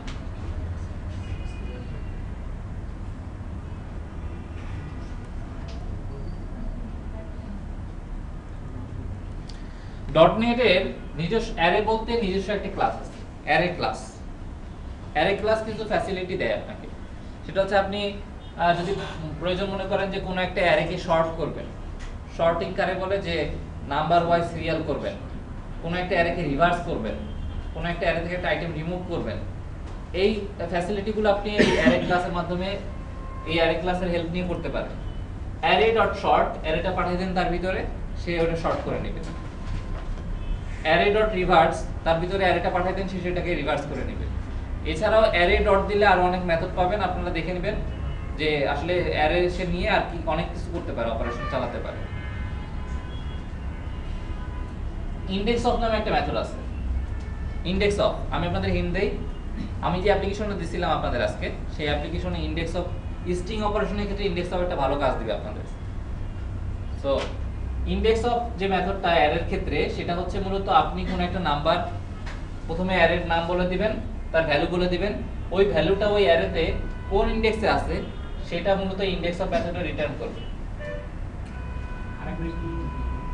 এখানে হচ্ছে অ্যারেটা হচ্ছে সি শার্পের ক্লাস, ইন্ডেক্স অফ হচ্ছে তার মেথড। আপনি ধরে নেন অ্যারেটা হচ্ছে একটা মেশিন, এই ক্লাস হচ্ছে একটা মেশিন, যে মেশিনের ভিতরে যে ইন্ডেক্স অফ যে মানে মডিউলটা আছে, সেই মডিউলের ভিতরে যদি আপনি অ্যারেটা পাঠান এবং অ্যারের ভিতরে কোনো একটা ভ্যালু আছে, কোনো একটা জায়গায় 100 ভ্যালু আছে ওই অ্যারের ভিতরে, সো সে অ্যারের নাম নিচ্ছে, অ্যারের ভ্যালু নিচ্ছে, ওই ভ্যালুটা এই অ্যারের ভিতরে কোন ইন্ডেক্সে আছে, কোন লোকেশনে আছে, ঠিক কোন ড্রয়ারে আছে, সেই ড্রয়ার লোকেশনটা সে পাঠিয়ে দিচ্ছে, রিটার্ন করতেছে এবং আপনি এখানে ধরতেছেন ইন্টিজার ভ্যালুর মাধ্যমে।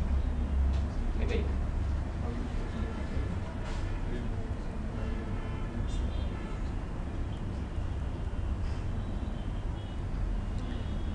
ওখানে ঠিক একই কাজ করা হয়েছে শর্টের ক্ষেত্রে। ফর ইজ লুপ, আপনারা এতদিন ফর লুপ, হোয়াইল লুপ জেনে আসছেন। সি শার্পে ফর ইজ লুপ একটা আছে, জাভাতেও এটা আছে maybe. So for is loop মূলত হচ্ছে যে আপনি যদি কোনো একটা কালেকশন, দ্যাট মিন্স সেটা অ্যারে হতে পারে, অন্য কোনো কালেকশন হতে পারে। আমি ডাটা স্ট্রাকচার নিয়ে আপনাদের তেমন কোনো ইন্ট্রোডাকশন দেই নাই। ডাটা স্ট্রাকচার বলতে কি বোঝায়? ডাটা স্ট্রাকচার আপনারা ইউনিভার্সিটির সেকেন্ড ইয়ার কি ফার্স্ট ইয়ার এটা দেখে আসেন। ডাটা স্ট্রাকচার সরি ডাটা আসলে মূলত একটা ডাটা স্ট্রাকচার বলতে বোঝায় যে ডাটা কিভাবে অর্গানাইজ থাকবে এবং ডাটাকে কিভাবে ম্যানিপুলেট করবেন, সবকিছু মিলেই ডাটা স্ট্রাকচার হয়। So array is a data structure. কেন? কারণ অ্যারেতে ডাটা কিভাবে আপনি এই যে জিরো বেসড ইন্ডেক্স, এটাও তার একটা প্রপার্টি, ডাটা স্ট্রাকচারের ভিতরেই পড়ে, তার বৈশিষ্ট্যের ভিতরে পড়ে। তো এটা সাধারণত থাকবে কি লিনিয়ারলি, তাই না? আপনি এটাকে ট্রাভার্স করবেন কিভাবে? Linear traverse. So data structure array যেটা একটা কালেকশন, সো এই কালেকশনে যে কোনো কালেকশনে সি শার্পে যে কোনো কালেকশনে ফর ইজ লুপ ইটারেট করা যায়। For is loop, for is দিয়ে বোঝায় কি? প্রতিটা, তাই না? সো আমি ফর ইজ দিয়ে ইন্ট্রোডাকশন দেই। আমার এটার নাম যদি আমি দেই নাম্বারস, এই অ্যারেটার নাম দিলাম নাম্বারস।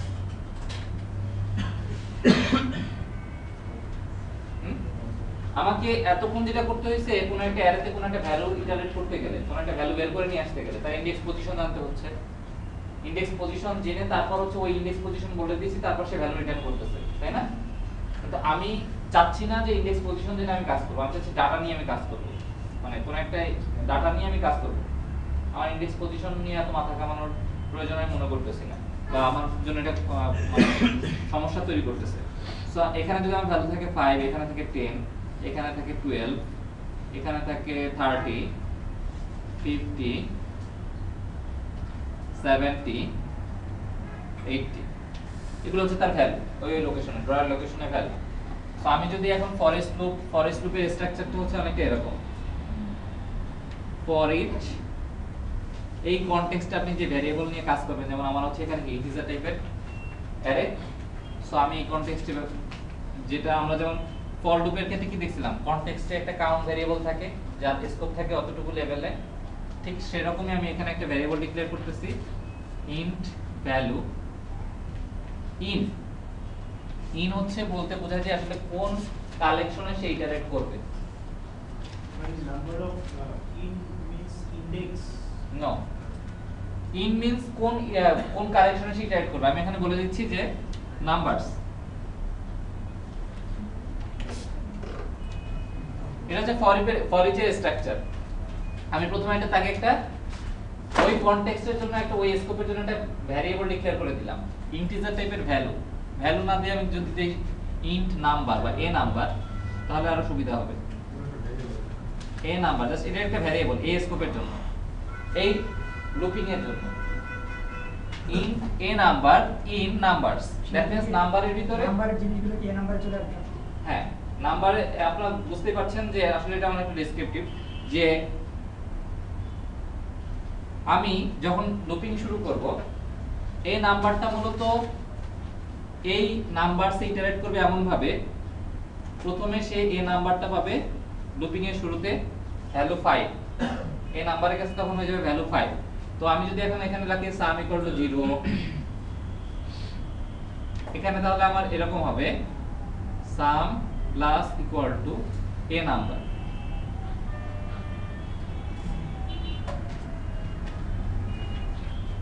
বুঝতে পারছেন কিনা দেখেন। সো প্রথমবার আমি লুপ চালাচ্ছি, এখন প্রথমবার looping sum = 0 for each int a number, একটা ভ্যারিয়েবল ডিক্লেয়ার হয়ে গেছে প্রথম ইনিশিয়ালাইজেশন বা যাই বলেন না কেন, একটা ভ্যারিয়েবল ডিক্লেয়ার হয়েছে ইন নাম্বারস। নাম্বার এই যে আমার যে অ্যারেটা তার ভিতরে সে ইটারেট করবে, আমি বলে দিচ্ছি সে যেটা ইটারেট করবে সে প্রতিটা ভ্যালু সে হচ্ছে লিনিয়ার ট্রাভার্স করবে, প্রথমে এটাই তারপর এটাই তারপর এটাই, প্রথম থেকে শুরু করবে লাস্ট পর্যন্ত। হ্যাঁ ওয়ান বাই ওয়ান। বলেন নাম্বারটা তো অ্যারে নেই। নাম্বারস হচ্ছে অ্যারে নেম, নাম্বারস আর নাম্বার হচ্ছে আমি ডিক্লেয়ার করলাম। এই নাম্বার মূলত হচ্ছে প্রতিবার ইটারেশনে সে ওই অ্যারের ভ্যালুগুলো পাচ্ছে। তো এই নাম্বারের প্রথম ভ্যালু কি হবে 5, তাহলে সামের ভ্যালু এখন কত 5, সাম প্রথম হচ্ছে 5, পরের ইটারেশনে আসেন তাহলে হচ্ছে এই নাম্বারে এখন ভ্যালু কত 10, এই নাম্বারের ভ্যালু হচ্ছে এখন 10 ফর ইচ প্রতিবার, তাই না 10, তাহলে সামের ভ্যালু এখন কত। এভাবে করে সে ভ্যালু নিচ্ছে এবং সে যতক্ষণ অ্যারের ডাটা আছে ততক্ষণ সে ফরেস্ট লুপ চালাচ্ছে। আপনি এর মাঝখানে যদি বের হইতে চান ব্রেক দেন, কোনো সমস্যা নেই, ব্রেক দিতে পারেন। কন্টিনিউ দিলে সে আবার পরের ডাটায় চলে যাবে, মানে দ্যাট মিন্স 12 এ চলে আসবে। যদি এই মাঝখানে কোথাও এখানে কন্টিনিউ দেন তাহলে সে সামনে আসবে না, সে 12 করবে, 30 করবে, 50 করবে, 70 করবে, 80 করবে। জাস্ট আমি ডাটা নিয়ে কাজ করতেছি, আমি কিন্তু লোকেশন নিয়ে এখন আর কাজ করতেছি না। আমি যদি ফর লুপ নিয়ে এখন কাজ করতে হইতো তাহলে আমি কি করতাম, এই একই কাজ যদি আমাকে করতে হতো, যোগ করতে হতো, তাহলে আমি ফর লুপ দিয়ে কিভাবে করতাম। আমার এখানে তখন ইটারেট করতে করাইতে হতো ইনডেক্স পজিশন, তারপর এখানে কি করতাম, এখানে দিতাম নাম্বারস আর এখানে দিতাম ইনডেক্স পজিশন, তাই না। এখানে দিতাম নাম্বারস আর এখানে দিতাম ইনডেক্স পজিশন, তারপর আমি সেটা যোগ করতাম। সো আগের থেকে আমার এটা আমার কাছে মনে হয় যে মানে যদি যদি প্রতিটা ডাটা নিয়ে কাজ করা যায় তাহলে এটা হচ্ছে আমাকে ডাটা সুবিধা দিচ্ছে, আমাকে ইনডেক্স নিয়ে মাথা ঘামাতে হচ্ছে না।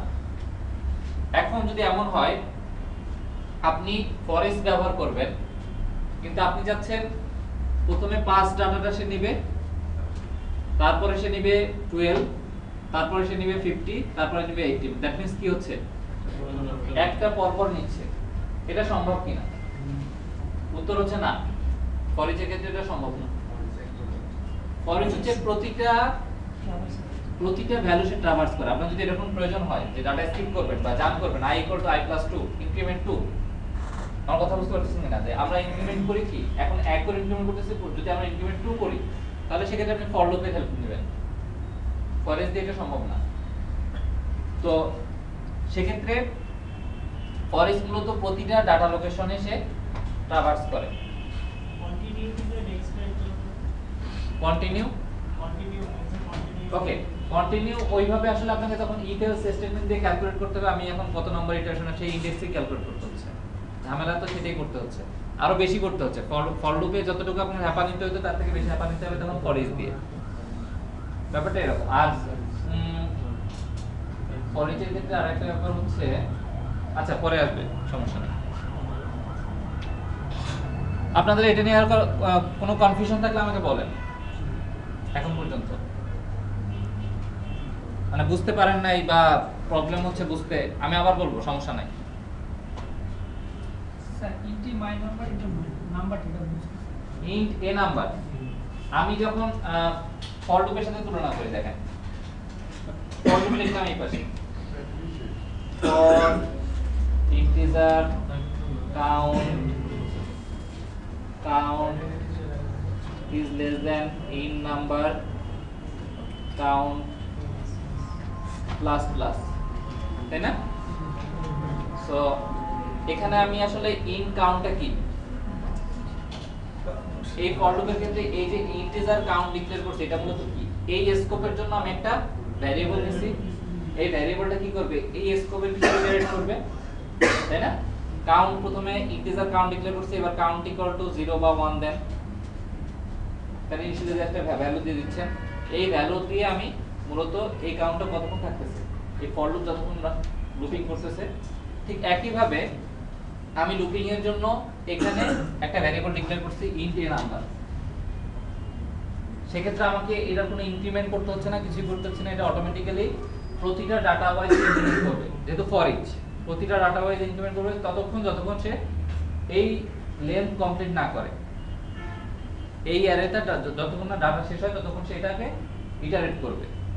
স্যার নাম্বার অ্যারে থেকে যদি এই নাম্বারটা ইনিশিয়ালাইজ করতে হয় তাহলে কি মাস্ট বি নাম্বার অ্যারের যে কোনো একটা ইনডেক্স এরকম করতে হবে? এখানে কথা বলছেন, এখানে ইনিশিয়ালাইজেশন কোনো ইস্যু আছে কি না? হ্যাঁ, এই নাম্বারটা ইনিশিয়ালাইজেশন কিছু আছে কি? না, এখানে কোনো যে কোনো ইনিশিয়ালাইজেশন, নাম্বার দাও, এখানে ইনিশিয়ালাইজেশন এটা জাস্ট একটা ভ্যারিয়েবল নেম, আপনি এ নাম্বার না দিয়ে বি নাম্বার দেন কোনো সমস্যা নেই, এটা একটা ভ্যারিয়েবল নেম। এখানে আপনি এ নাম্বার না দিয়ে দেন ভ্যালু, ইন্ট ভ্যালু, আমি যদি ফর ইচের আগে এই নাম্বারটা কি ইনিশিয়ালাইজ করে আসি, পরে এসে শুধু না এই নাম্বারটা লিখি, না সেটা কোনো নাই, সেটা কোনো আপনি ফর ইচে যখন ঢুকবেন সে প্রথম থেকে ভ্যালুগুলো ইটারেট করবে, এখানে কোনো ইনিশিয়ালাইজেশন ইস্যু নাই। আপনি এটা ধরে নিতে পারেন যে এই নাম্বারটা আসলে এই নাম্বারসের ভিতর যে ডাটা টাইপ সেই ডাটা টাইপের একই হতে হবে, নিয়ে নিবে না, একই হতে হবে, এই যে এটা যে ডাটা টাইপ না আর এটা ডাটা টাইপ একই হতে হবে, ডাটাটা ব্যাক নাম্বারসের যে অ্যারের যে ডাটা টাইপ আর এটা ডাটা টাইপ সেম হতে হবে, না হলে সে কিভাবে ইটারেট করবে, সে ভ্যালু পাবে কিভাবে, যেহেতু ভ্যালু নিয়ে কাজ করতেছে, এটা একটা ভ্যারিয়েবল, এই নাম্বার ইজ এ ভ্যারিয়েবল, তাই না? সো এটা যেহেতু ভ্যালু নিয়ে কাজ করতেছে তাকে অবশ্যই ডাটা টাইপ সেম না হলে সে ভ্যালু নিতে পারবে না, সেই রল বলবে।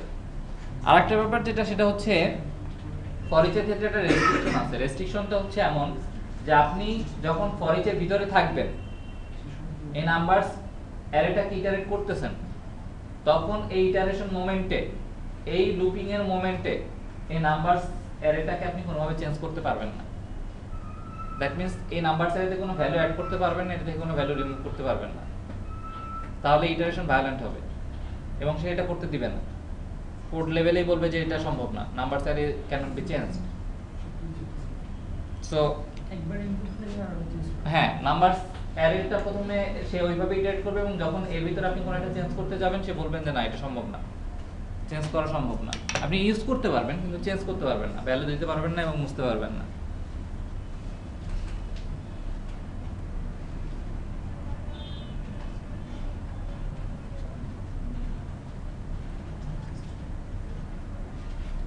এখানে দেখেন অ্যাজ অ্যান এক্সাম্পল আমরা প্রথমে একটা অ্যারে নিচ্ছি পার্সন নেমস, যেখানে তিনটা পার্সনের নাম আছে রহিম, শোয়েব, কামরুল। আমরা এবার string name in person names, আমরা পার্সন নেমস যে অ্যারেটা এই অ্যারের ভিতরে ইটারেট করতেছি, প্রতিটা নেম কিভাবে আমরা খুঁজে খুঁজে দেখতেছি। সো স্ট্রিং নেমটা মূলত কি, এই কনটেক্সটে একটা variable, so name in person names. So আমি এখন এখানে কনসোল রাইটারে কি পাবো? প্রথমবার রহিম, তারপর আবার শোয়েব, তারপর আবার কামরুল, তারপরে অ্যারে থেকে বের হয়ে আসবে। আপনারা যে ইসে কাজ করছেন, লিস্ট বক্সে কাজ করছেন, লিস্ট বক্সে যদি আপনি চান যে আইটেমের ভিতরে ইটারেট করবেন, সো আপনি যদি আইটেমের ভিতরে ইটারেট করতে চান সেক্ষেত্রে কি করতে পারেন? আইটেমস মানে কি? অনেকগুলো আইটেম আছে, দ্যাট মিন্স সেটা একটা কালেকশন, তার মানে সেটা ইটারেবল। ইটারেবল জিনিসের ভিতরে কেউ ইটারেট করবেন। এখানে আমি লিখলাম ফর ইচ। ওইটা কি টাইপের? আইটেমস গুলো দেখবেন অবজেক্ট টাইপের, তাই না? সো আমি এখানে লিখলাম অবজেক্ট, কোনো সমস্যা নেই। আপনি চাইলে ভার লিখতে পারেন, ভার। ভার বলে একটা সি শার্পে একটা কিওয়ার্ড আছে, ভার, ভি এ আর।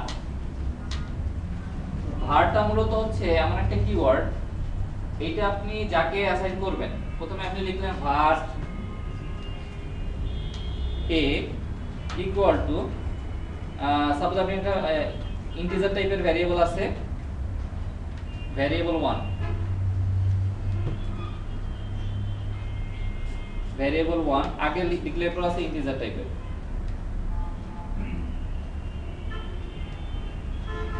এটা আগে ডিক্লেয়ার করা আছে ইন্টিজার টাইপের, এবং একে 50 দেওয়া আছে। আপনি এখানে ডিক্লেয়ার করলেন var কিওয়ার্ড দিয়ে a টাইপের একটা ভ্যারিয়েবল, যাকে আপনি দিয়ে দিলেন ভ্যারিয়েবল 1। সে তখন এই ভ্যারিয়েবল 1 এর যে ডাটা টাইপ, a এর ডাটা টাইপটা সেইটা করে নিবে। প্রথমবার আপনি var ডিক্লেয়ার করে রাখতে পারেন, কোনো সমস্যা নাই।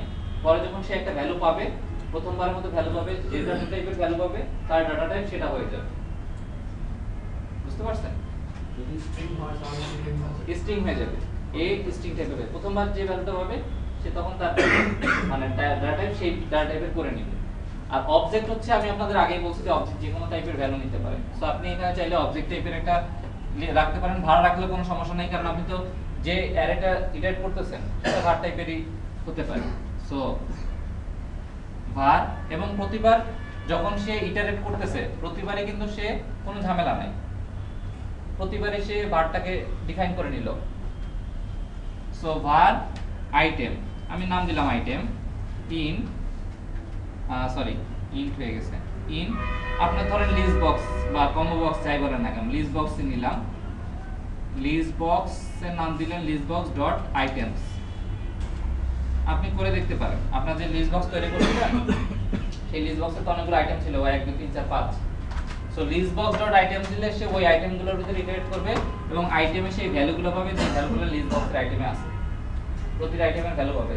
এখন আপনারা যে এক্সাম্পলটা করছিলেন যে 8 দিলে 1 2 3 4 5 6 7 8 আসতেছে, তো আইটেমস কি আছে 1 2 3 4 5 6 7 8, তো প্রথমে পাবে 1, তারপর পাবে 2, তারপর পাবে 3, তারপর পাবে 4, এভাবে করে সে আইটেমগুলো পাচ্ছে। আমি এটা দেখাচ্ছি যে ফর ইজ ইউজ করে লিস্টের আইটেমগুলো ইটারেট করা সম্ভব, যে কোনো কালেকশনে ইটারেট করা সম্ভব। এবং এটা আপনাদের মাথায় রাখতে হবে যে এটাও কিন্তু আসলে জিরো বেসড ইনডেক্সেই কাজ করে, যে কোনো কালেকশন জিরো বেসড ইনডেক্সেই কাজ করতে। ওকে,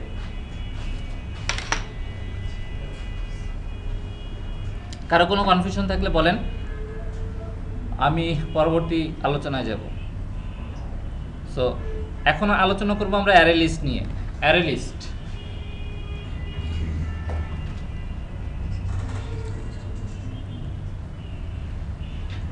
অ্যারে লিস্ট, অ্যারে লিস্ট হচ্ছে সি শার্প 3.0 আর 2.0 এর এই লেভেলের কোন একটা সময় অ্যারে লিস্ট আসছে আর কি সি শার্পের সাথে।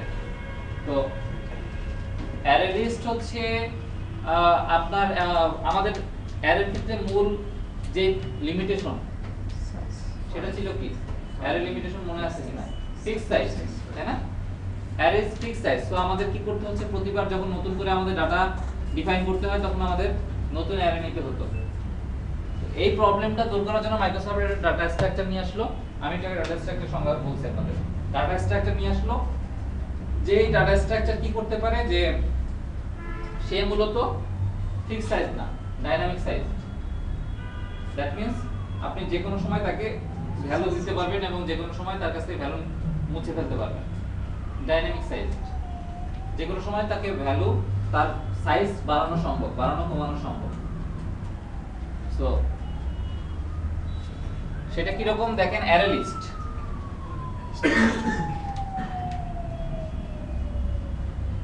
অ্যারে লিস্ট এখানে যেটা দেখতে পাচ্ছেন স্ক্রিনে, আমি অ্যারে লিস্ট একটা ডাটা টাইপ, অ্যারে লিস্ট টাইপের একটা ভ্যারিয়েবল ডিক্লেয়ার করলাম মাই লিস্টকে আমি ইনিশিয়ালাইজ করে দিলাম। ইনিশিয়ালাইজের সময় তো সাইজ ডিফাইন করা দরকার নেই, কারণ এটা ফিক্সড সাইজ না, ডাইনামিক সাইজ। তো প্রথম যখন আমি একে ইনিশিয়ালাইজ করে দেব, তার কোনো সাইজ থাকবে না, সে এরকম ফরম্যাটে এসে বসে থাকবে, তার ভিতরে কিছুই নাই। যখন আপনি তাকে কোনো একটা ভ্যালু অ্যাড করবেন, দ্যাট মিন্স mylist.add 100 অ্যাড করা হয়েছে, সে তখন তার সাইজ হয়ে যাবে কত, 1, এবং তার ইনডেক্স পজিশন হয়ে যাবে 0। এবং আপনি mylist এবার যদি এমন করেন যে mylist এক নম্বর লোকেশনে একটা ভ্যালু দিবেন, ঠিক আছে, এটা সম্ভব না, index out of range exception দেখাবে, কারণ আপনি অলরেডি কোনো কিছু অ্যাড করেন নাই। অ্যাড না করে আপনি ভ্যালু দিতে যাচ্ছেন, বুঝতে পারেন নাই? আপনি প্রথমে কি করলেন, যে একটা mylist ডিক্লেয়ার করছেন নিউ mylist, তার কোনো সাইজ নাই, ঠিক আছে, কিন্তু সে ইনিশিয়ালাইজে বসে আছে, তার ভিতরে কোনো ডাটা ছিল না। আর প্রাইমারি লেভেলে আমি যখন নিউ অ্যারে লিস্ট করলাম, mylist নামে একটা variable, so mylist can be taken multiple values, তাই না? সে মাল্টিপল ভ্যালু নিতে পারে তার ভিতরে। তো আমি প্রথমে যদি তাকে mylist, দেখেন পরের লাইনে ডট অ্যাড দেওয়া আছে, 100 দেওয়া আছে, তার মানে আমি তাকে একটা ভ্যালু দিলাম 100। এই 100 কি তার অ্যারে সাইজ? না, এটা ভ্যালু, সাইজ এখানে কোনো ফ্যাক্ট না, ডাইনামিক সাইজ। ইন্ডেক্সটা করতেছে না। Index not issue, size issue. Size এবং ইনডেক্সের ভিতরে পার্থক্য আছে। এটি ইন্ডেক্সটা আর এখানে করতেছে না, শুধুমাত্র ভ্যালুটা দিচ্ছে। হ্যাঁ, এখানে ইনডেক্স ধরার কোনো ইস্যু নাই, হ্যাঁ, শুধুমাত্র ভ্যালুটা আসছে। আপনি যখন নতুন ভ্যালু দিবেন, সে লাস্টের যে ইনডেক্স, তারপরে ইনডেক্সের ভ্যালুটা রাখবে, বুঝতে পারছেন? আপনি অ্যাড করা মানে কি, নতুন একটা ভ্যালু অ্যাড করা মানে হচ্ছে আপনি তো ইনডেক্স পজিশন বলে দিচ্ছেন না, লাস্টের যে ইনডেক্স তার পরের ইনডেক্সে সে ভ্যালুটা নিচ্ছে। সো আমার এখন কোনো ইনডেক্স পজিশন নাই, সো সে 0 নম্বর ইনডেক্সে ভ্যালু নিল 100, কিন্তু আমার তো আসলে এটা সাইজ কত এখন, 1, এটা সাইজ কত, 1 না? সাইজ 1, কিন্তু যেহেতু জিরো বেসড ইনডেক্স, যে কোনো লিস্ট, অ্যারে লিস্ট বলেন আর অ্যারে বলেন, সব কিছু জিরো বেসড ইনডেক্স। সি শার্পে যত কালেকশন দেখবেন সব জিরো বেসড ইনডেক্স। এখন আমি যদি চাই mylist on এ আমি একটা ভ্যালু দিব 500, এটা সে index out of range exception দেখাবে, কারণ অলরেডি তার ওই রকম কোনো সাইজ বা ওরকম কোনো ইনডেক্স অ্যালোকেশনই করা নাই। অ্যালোকেশন করতে গেলে আপনাকে অবশ্যই আগে অ্যাড করে নিতে হবে mylist.add, তখন আপনি আবার যদি 500 দিতে চান, আপনি অ্যাড করেন আগে 500। যদি আপনার এমন লোকেশন অ্যালোকেটেড আগে থাকে, এখন আপনার কি ওয়ান অ্যালোকেটেড করা আছে, আপনি এখন ভ্যালু দিতে পারবেন, মানে ভ্যালু চেঞ্জ করতে পারবেন। দ্যাট মিন্স এখন আপনি 1000 দেন, কোনো সমস্যা নাই, সে নিয়ে নেবে।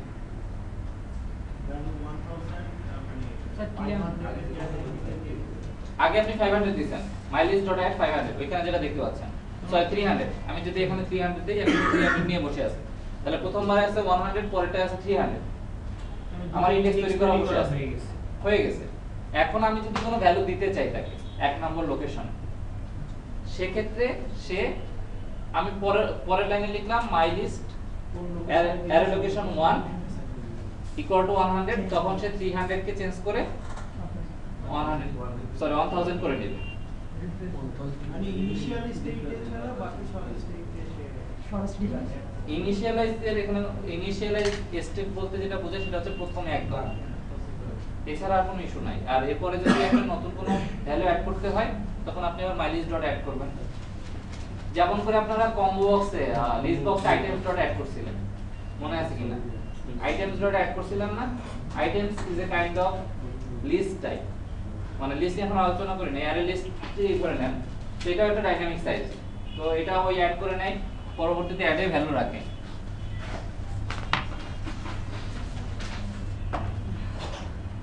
অ্যারে লিস্টের আরেকটা ব্যাপার আছে এরকম, যে অ্যারে লিস্ট হচ্ছে যে কোনো টাইপের ভ্যালু নিতে পারে, ডেটা টাইপের ভ্যালু নিতে পারে, তার ভিতরে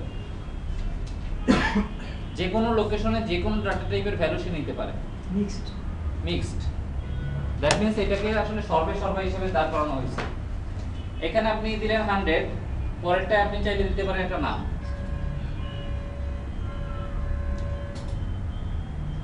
নেম, পরেরটা আপনি দিতে পারেন একটা ফ্লোটিং টাইপ ভ্যারিয়েবল, পরেরটা আপনি অন্য টাইপের ভ্যারিয়েবল দিতে পারেন। মানে এটা হচ্ছে মিক্সড ডাটা টাইপ মেইনটেইন করে, এটা কোনো ফিক্সড ডাটা টাইপ না। আমরা আগেরবার অ্যারে থেকে দেখছিলাম কি, সেটা ছিল fixed data type, fixed size.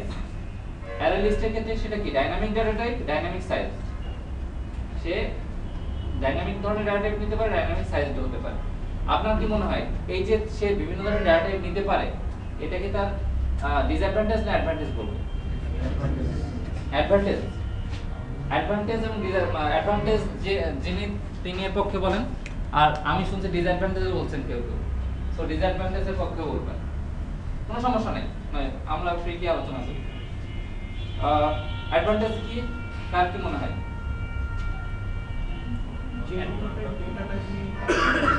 যে কোনো ধরনের সাইজ তো অলরেডি আমি সাইজের কথা বলছিলাম, ডাটা টাইপ নিয়ে কথা বলছি। এটা যে ডাইনামিক ডাটা টাইপ, এটা আসলে এটার কি অ্যাডভান্টেজ অর ডিসঅ্যাডভান্টেজ? সো আমি যদি বলি এটা অ্যাডভান্টেজ, তো কেন আমি এটাকে বলবো অ্যাডভান্টেজ? আপনাদের কারো কোনো সমস্যা নাই, ফ্রিলি বলেন। নতুন করে আর অ্যারে ডিক্লেয়ার করতে হচ্ছে না। যেমন ধরেন একটা ডেটা টাইপ আমি রাখবো, ওই ডেটা টাইপের জন্য আলাদা আরেকটা অ্যারে ডিক্লেয়ার করতে হবে। আচ্ছা, ওকে। আর কেউ? ডেটা স্ট্রাকচার হচ্ছে না ঠিকভাবে, একই জায়গায় নাম্বার বা ট্যাগ এগুলো। এটা কি আপনি অ্যাডভান্টেজ বলবেন, ডিসঅ্যাডভান্টেজ? ওকে, আর কারো কোনো পয়েন্ট?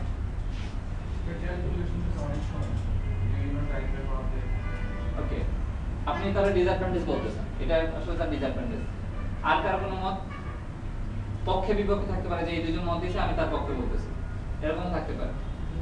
এটা তো একটা অ্যারে, তো সাধারণত লিস্ট যেহেতু একটা ইনপুট ভ্যালু থাকলে বেশি সুবিধা হতো। দ্যাট মিন্স আপনি বলতে চাচ্ছেন এটা তার ডিসঅ্যাডভান্টেজ। ওকে, আমি যেহেতু আপনারা অলরেডি বলছেন অনেকে, আমি বলবো যে এটা তার ডিসঅ্যাডভান্টেজ। অ্যারে লিস্টের মানে আমাদের আসলে মূল কথা হচ্ছে যে সর্বসর্বা যে জিনিসটা, আসলে এই জিনিসটা অতটা ভালো কিছু না, ঠিক আছে? সেটা হচ্ছে যে মানুষ, আমরা যখন প্রোগ্রামিং পার্সপেক্টিভে কাজ করি, আমাদের দরকার স্পেসিফিক থিং, আমরা স্পেসিফিক জিনিস চাই, স্পেসিফিক ডেফিনিশন চাই, সবকিছু স্পেসিফাইড করা। তো সেক্ষেত্রে যদি এরকম একটা মিক্সড জিনিস চলে আসে, তো আপনি এখানে 100 দিলেন, এখানে নেম দিলেন 100.519 দিলেন, আপনাকে কিন্তু অন্য কোনো একটা জায়গায় ইনডেক্স রেখে দিতে হচ্ছে যে আমি এই অ্যারে লোকেশনে এটা রাখছি, এই অ্যারে লোকেশনে এটা রাখছি। দ্যাট মিন্স আপনাকে আরেকটা ডিকশনারি মেইনটেইন করতে হচ্ছে এটাকে আইডেন্টিফাই করার জন্য। এটা কোনো মানে আমার কাছে মনে হয় বা এটা আসলে একটা মানে ভালো কিছু না। এটা জাভাতে করা যায়, জাভাতে ট্যাগ ডিক্লেয়ার করতে। হ্যাঁ, জাভাতে এসি হিসাবে এরকম আছে, আমরা পরবর্তী আলোচনা করব লিস্ট নিয়ে। তো অ্যারে লিস্ট পরবর্তীতে মাইক্রোসফট এটা আনছিল, পরবর্তীতে এটা আসলে এখন মানে আপনাদের জাস্ট যেহেতু এটা মাইক্রোসফটের নিজস্ব একটা টেকনোলজি, নিজস্ব একটা ক্লাস, সেক্ষেত্রে আলোচনার পার্সপেক্টিভে আপনাদের সাথে আলোচনা করা, এবং পরবর্তী থেকে আপনারা অ্যারে লিস্ট নিয়ে কখনো ভাববেন না।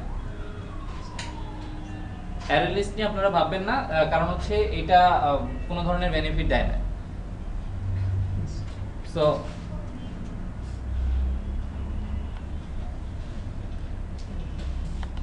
এখন এমন যদি হয়, আমাদের সময় বেশিক্ষণ নাই, তারপরেও হালকা আলোচনা করি, আমরা সকালবেলা লিস্ট নিয়ে আলোচনা করব। যেহেতু আমি লিস্টের কথা বলছি অলরেডি, আমি এটা কমপ্লিট করে দেই।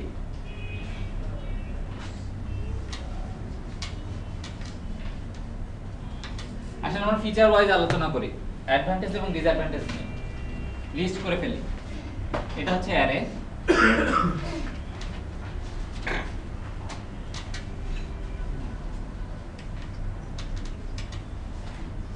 এটা হচ্ছে অ্যারে লিস্ট। তো আমরা জানি যে অ্যারের ক্ষেত্রে fix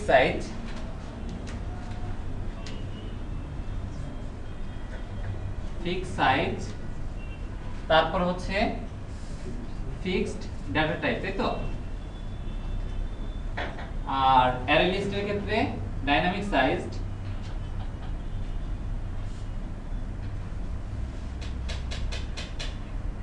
dynamic data type.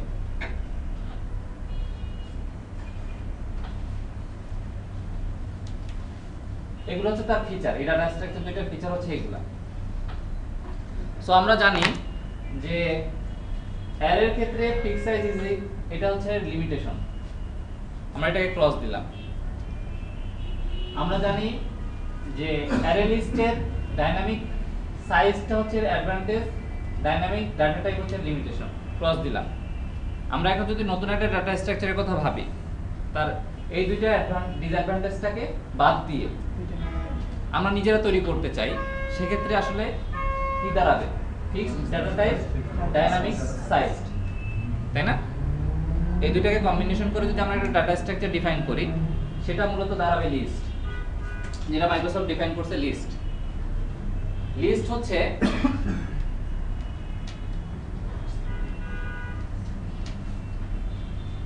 Fixed data type.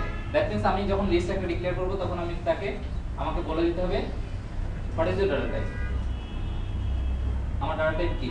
সেক্ষেত্রে এখানে আপনারা দেখতে পাচ্ছেন লিস্ট ইন্টিজার টাইপের একটা লিস্ট ডিক্লেয়ার করা। আপনার সাইনটা হচ্ছে এরকম, দেন এখানে আপনি বলে দিবেন ডাটা টাইপ, তারপর আপনি ভ্যারিয়েবল নেম বলবেন, আমরা যেটা আগে ছিল নাম্বারস। এরপর আপনাকে যেটা করতে হবে সেটা হচ্ছে ইনিশিয়ালাইজেশন করতে হবে। আগের মতই নিউ অ্যারে লিস্ট করছি, এখন আমরা নিউ লিস্ট করব। নিউ লিস্ট করব যেহেতু আমরা ডাটা টাইপ এখানে বলে দিচ্ছি new int, suppose list in, সেক্ষেত্রে আমরা করব নিউ লিস্ট ইন্ট, এখানে ফার্স্ট ব্র্যাকেট দিতে ভুলবেন না। যখন আপনাদের সাথে কনস্ট্রাক্টর নিয়ে আলোচনা হবে তখন আমরা বলবো কেন আমরা ফার্স্ট ব্র্যাকেট দিয়েছিলাম এখানে। সো এটা হচ্ছে ইনিশিয়ালাইজ। আমাদের প্রতিটা কালেকশন আমরা জানি যে কালেকশন যখন আমরা কাজ করি তখন তাকে অবশ্যই ইনিশিয়ালাইজ করতে হবে। ইনিশিয়ালাইজ না করে কালেকশনে কোনো ভ্যালু আপনারা দিতে পারবেন না, কালেকশনে কোনো ধরনের ম্যানিপুলেশন সম্ভব না। সে নাল রেফারেন্স এক্সপ্রেশন পাঠাবে। আমি যদি নাম্বারস নিউ এন্ড না করি, তাহলে আমি যদি এটা সেমিকোলন রেখে দিই, নিউ না করি, তারপর নাম্বারস ডট অ্যাড করতে যাই, যখন রান টাইম আসবে তখন সে বলবে নাল রেফারেন্স এক্সেপশন, এটার কোনো রেফারেন্স নাই। সে বলবে যে আমি এটা কোনো রেফারেন্স পাচ্ছি না। সো রেফারেন্স কি, নাল রেফারেন্স এক্সেপশন কি, ভ্যালু টাইপ কি, ডাটা রেফারেন্স টাইপ কি, এগুলো নিয়ে পরবর্তীতে আলোচনা আছে। আপনারা আপাতত জেনে থাকেন যে কোনো একটা লিস্টকে যখন আমি ডিক্লেয়ার করতেছি তাকে আমাকে ইনিশিয়ালাইজ করে দিতে হয়, জাস্ট মোড়কটা খুলে দেওয়া। অনেকটা হচ্ছে আপনার সিল করা থাকে প্যাকেট, তো সিল করা থাকলে তো আসলে তাকে তো ভ্যালু দেওয়া যাবে না, তার কাছে ভ্যালু নেওয়া যাবে না। সো জাস্ট সিলটা খুলে দেওয়া মানে হচ্ছে ইনিশিয়ালাইজেশন করা। আপনার এটা মাথায় থাকলেই হবে। সো আমি এখন ঠিক আগের মতো অ্যারে লিস্টে আমরা যেভাবে নাম্বার দিচ্ছি, ভ্যালু দিচ্ছি, তাকে একইভাবে এখানে তাকে ভ্যালু দেওয়া সম্ভব। তবে ভ্যালু দেওয়ার ক্ষেত্রে আমাকে অবশ্যই এখন ইন্টিজার টাইপের ভ্যালু তাকে দিতে হবে, তাই না? এবং এটা হচ্ছে আমাদের কি, আমরা আইডেন্টিফাই করতে পারছি এটা হচ্ছে তার অ্যাডভান্টেজ। এবং এটা আমাদের পরবর্তীতে আমরা যখনই কাজ করব তখন হচ্ছে আমরা কি লিস্ট নিয়ে কাজ করব। আমরা যখন পরবর্তীতে কালেকশন বা ডাইনামিক টাইপের কালেকশন নিয়ে কাজ করব, এরপর থেকে আমরা কাজ করব হচ্ছে লিস্ট নিয়ে। লিস্টের ক্ষেত্রে যে ব্যাপারগুলো আছে সেটা হচ্ছে এখানে দেখেন একটা এক্সাম্পল আছে, ঠিক একই লিস্টের মধ্যে সেখানে অ্যাড করা যাবে। ইচ্ছে করলে আপনি লিস্ট থেকে ভ্যালু রিমুভ করতে পারবেন, লিস্টটাকে রিভার্স করতে পারবেন। অনেক সময় ইন্টারভিউতে জিজ্ঞেস করে যে আপনাকে একটা লিস্ট দিলাম, তো এটাকে রিভার্স কিভাবে করবেন, কোন অ্যালগরিদম ব্যবহার করবেন। মানে আপনাকে অনেকটা ডাইভার্স করা, যে আপনি একটা লিস্ট টাইপের ডাটা টাইপ আছে, তো আপনি কি অ্যালগরিদম ব্যবহার করবেন। তো আপনি জাস্ট বলবেন কিছু কোনো অ্যালগরিদম ব্যবহার করবেন না, ডট দিব, রিভার্স দিব, সেটা রিভার্স হয়ে যাবে। ব্যাপারটা হচ্ছে অনেকটা এরকম।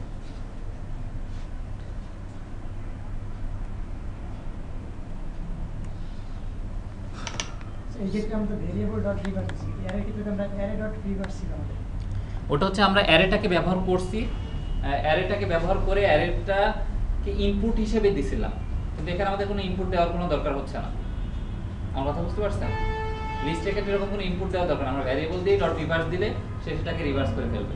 সে কি ডাটাটাকে কি মানে তার ইন্ডেক্সিং নাম্বারটাকে রিভার্স করে, ইন্ডেক্সিং নাম্বার না, ইন্ডেক্সিং নাম্বার আগের মধ্যেই থাকবে 0 থেকে সাইজ কিন্তু তার ভ্যালুগুলো রিভার্স হয়ে যাবে। ইন্ডেক্সিং নাম্বার রিভার্স করতে আমার লাভ নাই।